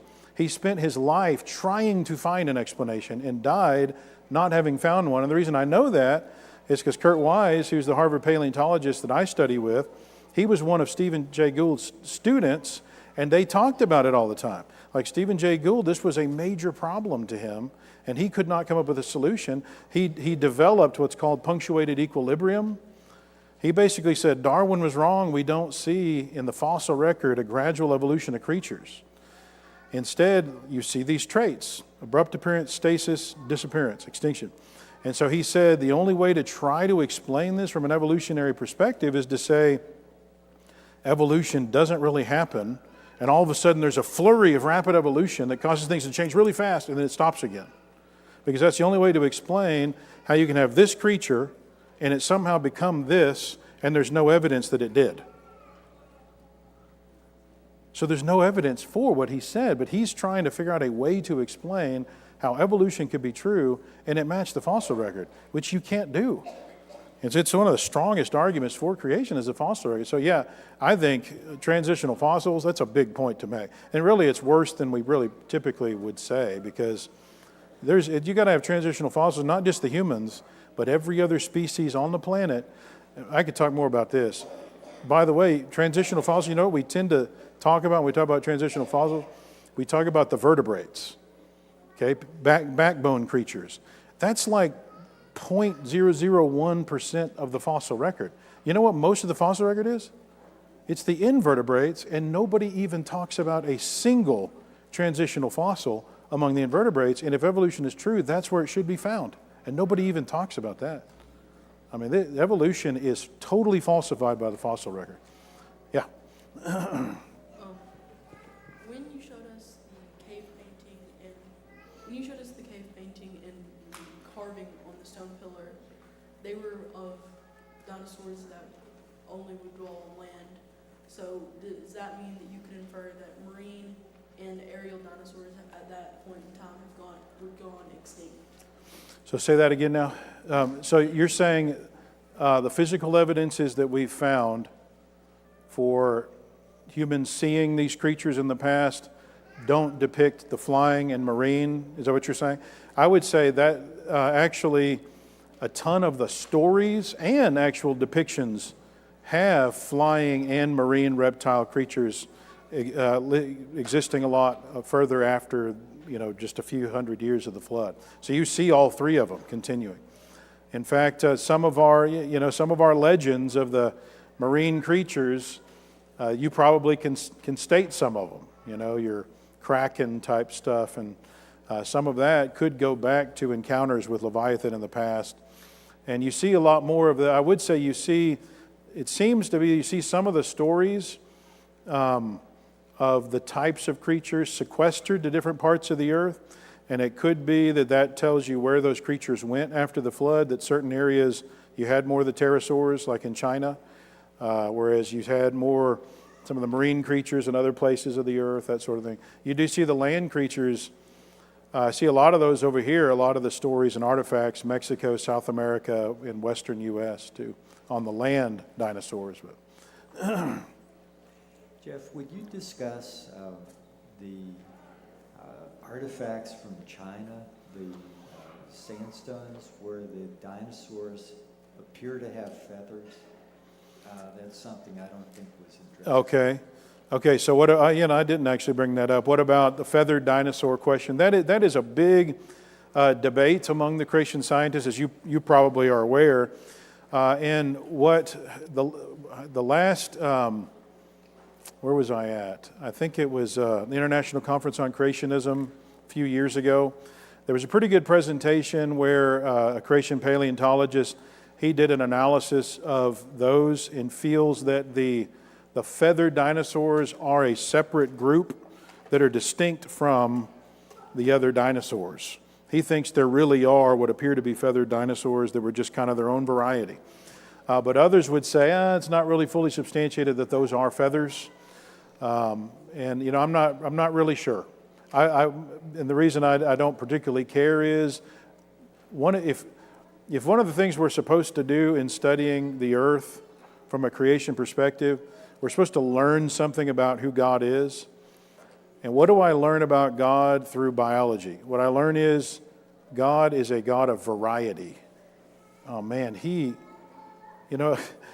that says something about the nature of God. He likes variety. So I have no problem with the idea of there being a group of dinosaurs that had feathers, from a variety perspective.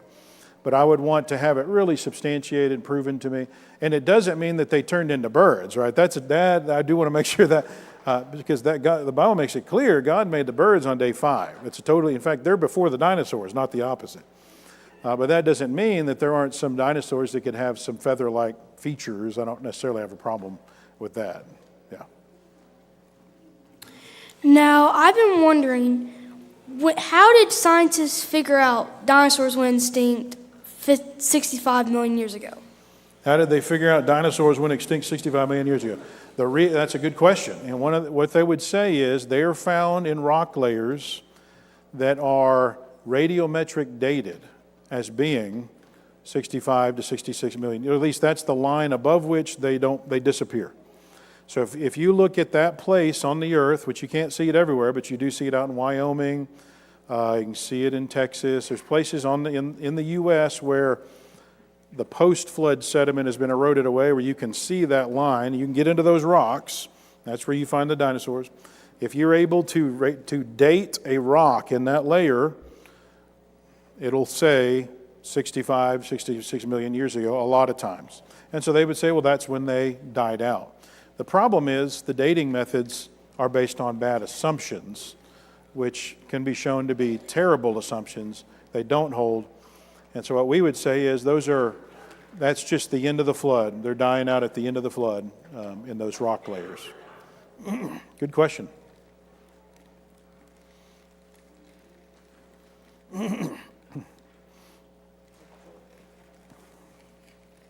Earlier you showed a map of where the dinosaurs were, and you're talking about how they had to disperse across the world after the ark. But would that mean that Pangea was real? Like it actually did exist if they dispersed and they were on different continents? Okay, so the Pangea question, that's a good question. That's a big question. And that's also my creation seminar. It's heavy. I love that topic. Okay. Yeah, right. So I think that, so there is a lot of evidence of what you've probably heard as the term is Pangea. Technically, there's a supercontinent that probably preceded Pangea, we call Rodinia, that could have been the pre-flood world. But there's a lot of evidence that all the continents were once together in one place. And it's not just the fact that the continents fit together like a puzzle. It's that we know their trajectory as they're moving apart now. And if you reverse that, it goes back to that. Okay, that's another evidence. When you put it together, fossil distributions continue across the pieces. Mountain ranges continue, like the Appalachians become the Caledonians of Europe. You have matching strata that go across. There's lots of evidence that Pangea existed.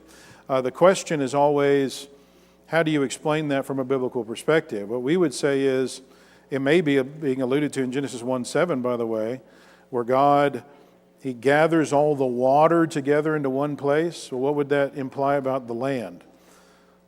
Maybe it was gathered together into one place. I don't know. But there's a lot of physical evidence it was all together. The issue is the time frame. Like, when was that and how long did it take to get us to today? And what creationists would say is when the flood began, that probably is when plate tectonics began. And what simulations show in our model is that it would have started out rapidly, where everything was moving quickly on the order of meters per second. Basically, as fast as you can run across this auditorium, that's as fast as the continents were moving at the beginning of the flood. So a lot of the mountains are forming rapidly at that point, as well as volcanic activity. And so the original supercontinent broke apart and incidentally smashed back together. That's a whole other story. And then it broke apart again, and it's still moving pretty quickly when that happens. And so today the rate has slowed way down, but during the flood it's going a lot faster. So the original habitat, getting the animals to Noah, wouldn't have been as big a deal because there presumably was all together. After the flood, you have other potential explanations for how you get the animals dispersed to the different continents after the flood. But you didn't ask about that, so I'm not going to answer it. But I do have an article on that, and I have it in this book here too. A lot of this stuff is in this book, by the way, the flooded book. Along the same lines, is there any evidence to support hydroplate theory? I have looked very superficially at that. who's it, Brown, I think, remember that developed hydroplate theory. And I'm not going to weigh in a lot on that. I guess my biggest question is I don't know how much that model has been. I'm a big proponent of bringing our theories to other creation scientists to let us axe each other's ridiculous ideas. It's the peer review process, and we have that. That's one of the, evolutionists argue that we don't have that, and they just don't know what they're talking about. We have that, and we destroy each other all the time behind closed doors in our peer review process. And I don't know how much the hydroplate stuff has been dealt with over the years. Maybe it has. I'm not real sure. So I'm just not going to weigh in on his ideas. Right now, the dominant accepted belief among most of the creation geologists is catastrophic plate tectonics, which is kind of a different model from the hydroplate stuff. But there may be some truth to what he's got going on with that too. Yeah. Anybody else? I was just wondering, since everything was perfect in the Garden of Eden, and Adam named the animals, and at that time they weren't man-eaters. At that time, what? At that time they wasn't a man-eater. I mean, the Oh. animals, probably. Yeah. And then God had the animals to come and get on the ark, and so they was tamed then. And but Job, when God talked to Job in the whirlwind, and you said that was around Abraham's time, somewhere around through there. I was just wondering if people had to stay away from them. Was the dinosaurs then man-eaters, or was they just like... Okay, were the dinosaurs man-eater? Okay, so in the pre-flood world, the interesting thing about the pre-flood world, today all the animals are pretty much, we're mixed up. We're all, we got all the different kinds of animals right around us. And so if you had a worldwide catastrophe today that took a snapshot of the planet today, it would look very different than what we see in the fossil record. Because the fossil record appears to be a record of the destruction of the flood from the beginning to end. And one of the things we see is that the pre-flood earth seems to have been organized more by separate habitats. Okay, as though the dinosaurs were kind of sequestered to their own area with the gymnosperm plants. And you don't really see the larger mammals with them and the humans. It's a weird anomaly if you see it. That's not the general rule. And the same thing with everything spread out habitat-wise, and they seem to be being wiped out sequentially in the flood. So in the pre-flood world, everything seems to start out herbivore, according to Genesis 1:1.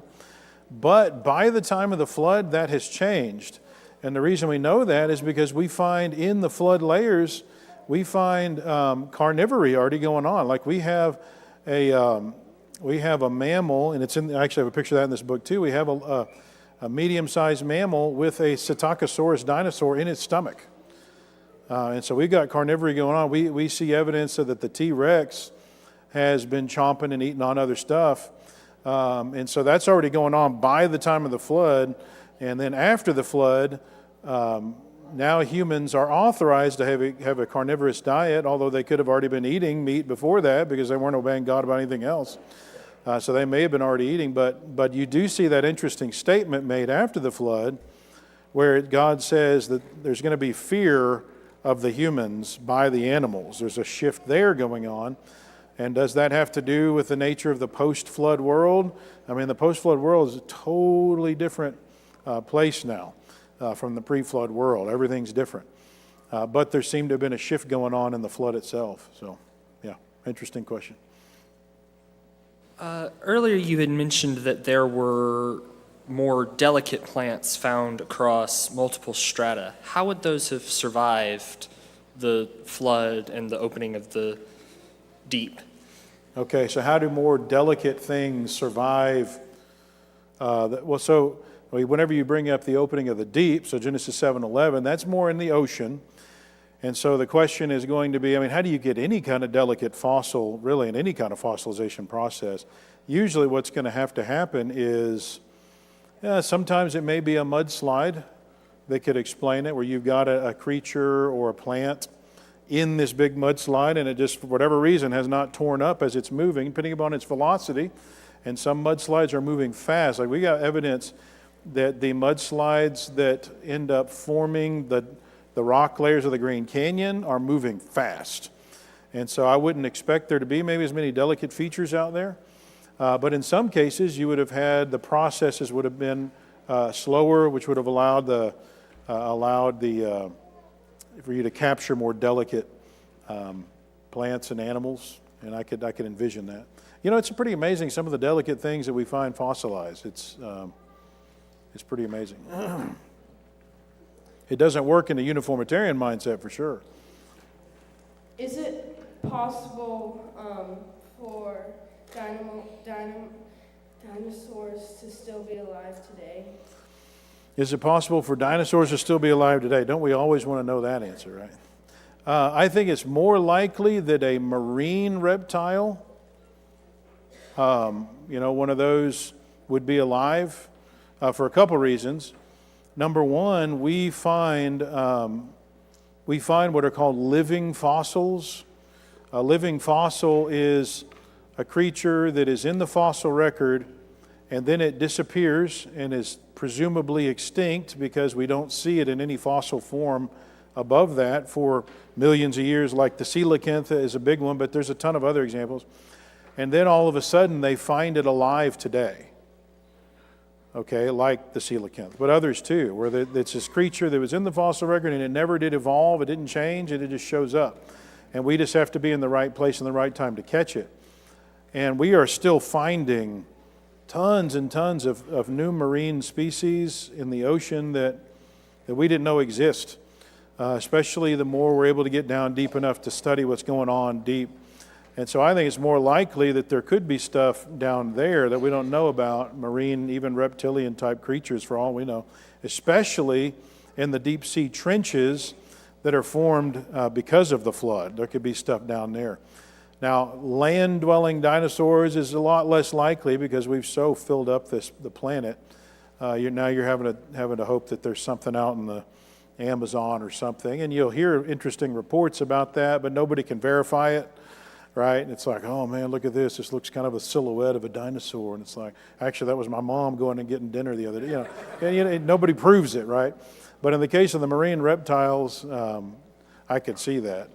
Do you think each type of species of dinosaurs were on the ark? So okay, that's a good question. Was each kind of species on the ark? And the answer is we think, So creation biologists have thrown out modern biological taxonomy, where they're studying species, and they usually will use what's called a cladogram, and all that is evolutionary based. So creation biologists have thrown all that out and developed their own model of classification using the biblical perspective, and it's called baraminology is the name of the taxonomy that creationists use. What they're trying to do is figure out what is in the same kind of animal. And evolutionary taxonomy methods, which is what's usually used in biology, it homes in on similarity, and the more similar something is, the more related it is, because they're thinking evolutionary. Creationists would say similarity is important, but also dissimilarity, because God created distinct creatures. And so you've got to home in on similarity and dissimilarity in order to figure out what goes together, but what is distinct. And what creationists are thinking is, I forgot the latest number, but it's somewhere around 30 different dinosaur kinds. And so there's way more than that species, but there's only about 30 different kinds that would have probably been on the ark. And you can actually see a lot of what those might have looked like if you go to the Ark Encounter up in Kentucky. One of the cool things about the ark up there, which I recommend, actually do tours for congregations up there to the Creation Museum and Ark Encounter. But one of the cool things about the Ark Encounter is they look at the fossil record to see what the animals would have looked like possibly on the ark. So they don't have your modern giraffe and elephant, and because what would have been on the ark would have been possibly something more like a woolly mammoth in the case of the elephants. Because there's a lot of variety within the elephant kind. So they look at the fossil record to figure out what the animals really might have looked like on the ark, including the dinosaurs. And so that's worth checking out. It's pretty neat. When you were going over the topic of the behemoth and the Leviathan, you said that you think that the behemoth was maybe one of the sauropod dinosaurs. And based on the Leviathan and how it could make fire, do you think that maybe it was like a dragon that you were speaking in your lesson? Like, It was not like a what? I'm sorry? like a dragon, like you were saying in your lesson, like all dinosaurs are dragons, like as a dragon that most people think of, like breathing fire. Do you think it was like maybe where that came from? Dragons breathing fire? I think that,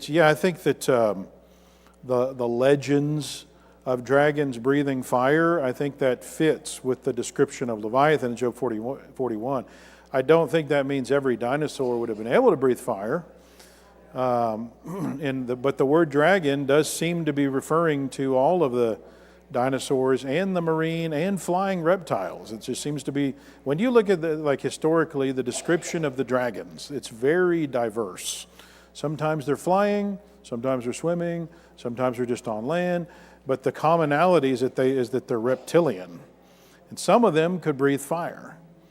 And well, that would fit with kind of the Leviathan idea, but I don't know that there's any evidence that any of the others would have been like that.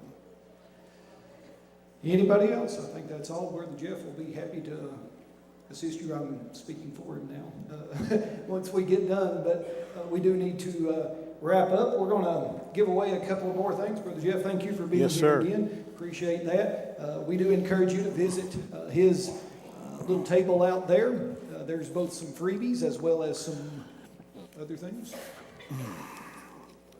Yes. Just a couple of housekeeping items. If you didn't pre-register and want a t-shirt, you can go downstairs to get a t-shirt, because some of the folks that did register didn't show up. So that's to your advantage. So if you came today and didn't pre-register and want a t-shirt, stop by downstairs by the double doors on your way out, and we'll get you one of those. Also, for all of our Cumberland County people, we will be delivering you a free copy of the Flooded book that Brother Jeff has mentioned. The church is going to make that available to you, so we'll try to touch base with you in the next few weeks when we get that order in, and we'll be dropping those off to you as well. Here's the fun part. All right, see, it was worth hanging around for. I told you it would be. Let me give away one more fossil and one more dinosaur field journal before we get to those things. You'll just have to trust me. I'm pulling in here an 11 to somebody year old. And we'll give them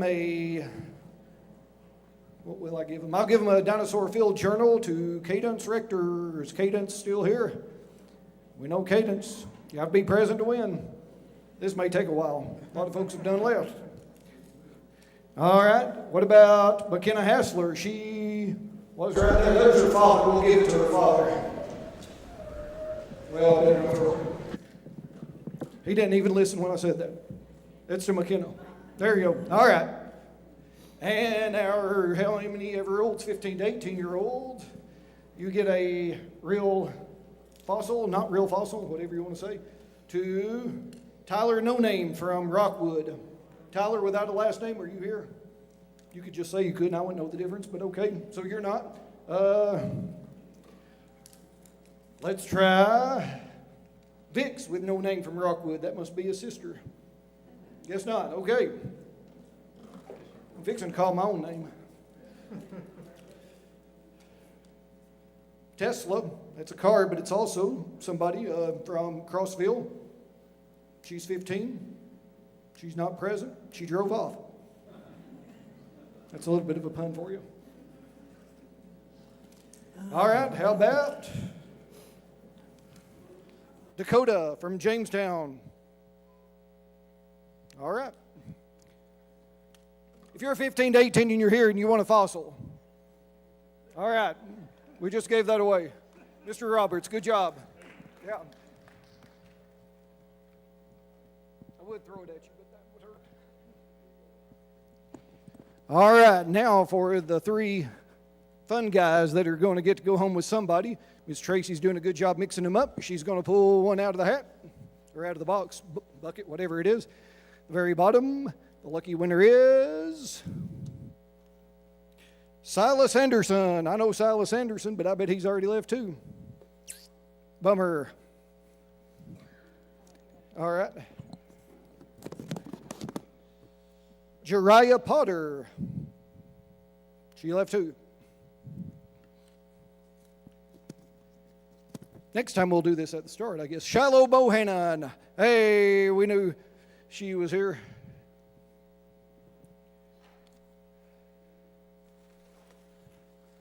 Make sure you share that with Grandpa Frank.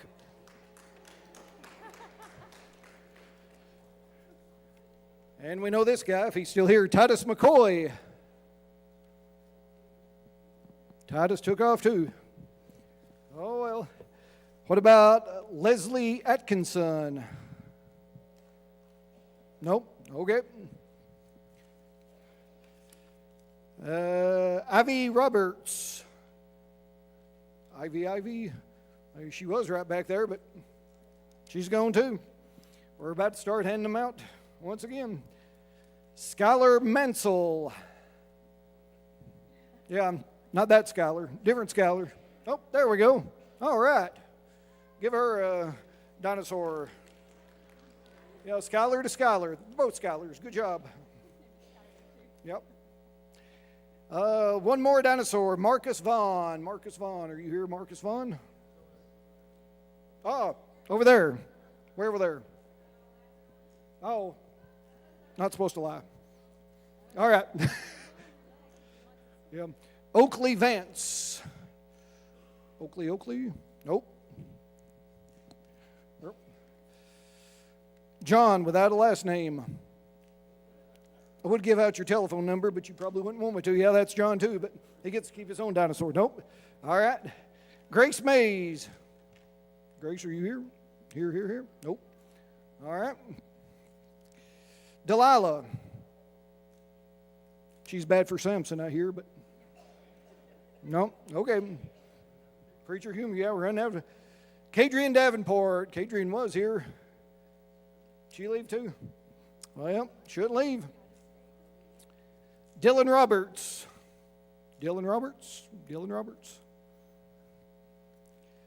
Name 4. If your name's 4, guess not. Hazel Hoffman.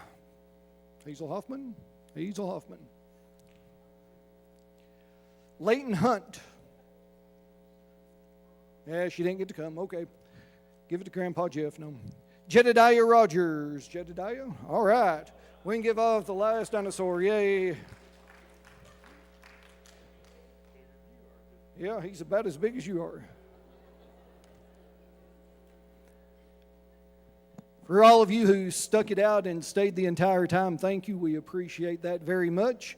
I know you, like me, found this to be very helpful. This is the first time we've really done something like this, but based on the success of this day, we might try to do it again in the future, do a different seminar with Brother Jeff or one of his colleagues. I know they'd be happy to help us in that way. Let me tell you on behalf of the church that if we can help you at any way or at any time or in any way in the future, please feel free to let us know. Stop back by and see us at one of our Bible study or worship times. We'd be happy to see you. We'll be doing some stuff with advertising as it relates to Vacation Bible School coming up later this summer like we did for Dino Day, so we hope you can participate in that. Now, here's some just important things to remember. If you want a picture as you leave, feel free to get that in front of the backdrop. Again, visit the tables. There's free stuff. There's stuff that you need to pay for. Brother Jeff can help you with a card if you need to do that for payment. If you don't have the funds necessary to do that, just ask me and we'll help you take care of that as well from the church. There is pizza downstairs still that we want you to help us out by eating. Take it home. You've got supper tonight, so don't worry about that. And if you have a kid over here, please make sure you check with Miss Rachel before you take your child, just so we can match up name tags, name bracelets. Anything else that we've left out for today? All right, I think it would be appropriate. Let's close our time together in prayer, and then you will be dismissed. Let's pray. Our God and Heavenly Father, we know you are the creator of this universe and everything in it. We're thankful that you made such a beautiful earth on which we can live, and with so much variety, both past and present. And Father, we're thankful that we can be your creatures, that you have made us in your image, that you've loved us more than we can know, and that you want us to love one another and love you in return. We're thankful for your word, the Bible, that tells us this great story of love, and especially about Jesus. We pray that we'll all investigate and study your word and live according to the teachings that it gives us, so that we might make preparation in this life for eternal life to come. Thank you for this day. Thank you for Brother Jeff and Julie and all those who had a part in teaching all of us. Thank you for all of these young people especially that have been here, along with all of our other guests. We pray that you'll bless them, that you'll help them to grow up strong in their faith and understanding of who you are and what you desire from them. Help us all to continue to help each other as we strive to serve you again in the way that is right. Father, be with us as we leave this place, and grant us safety as we travel home. Continue to use us in your service, and help us all again, Father, to so live, so that one day heaven might be our eternal home. For this is our prayer in Jesus' name. Amen. Thank you for coming.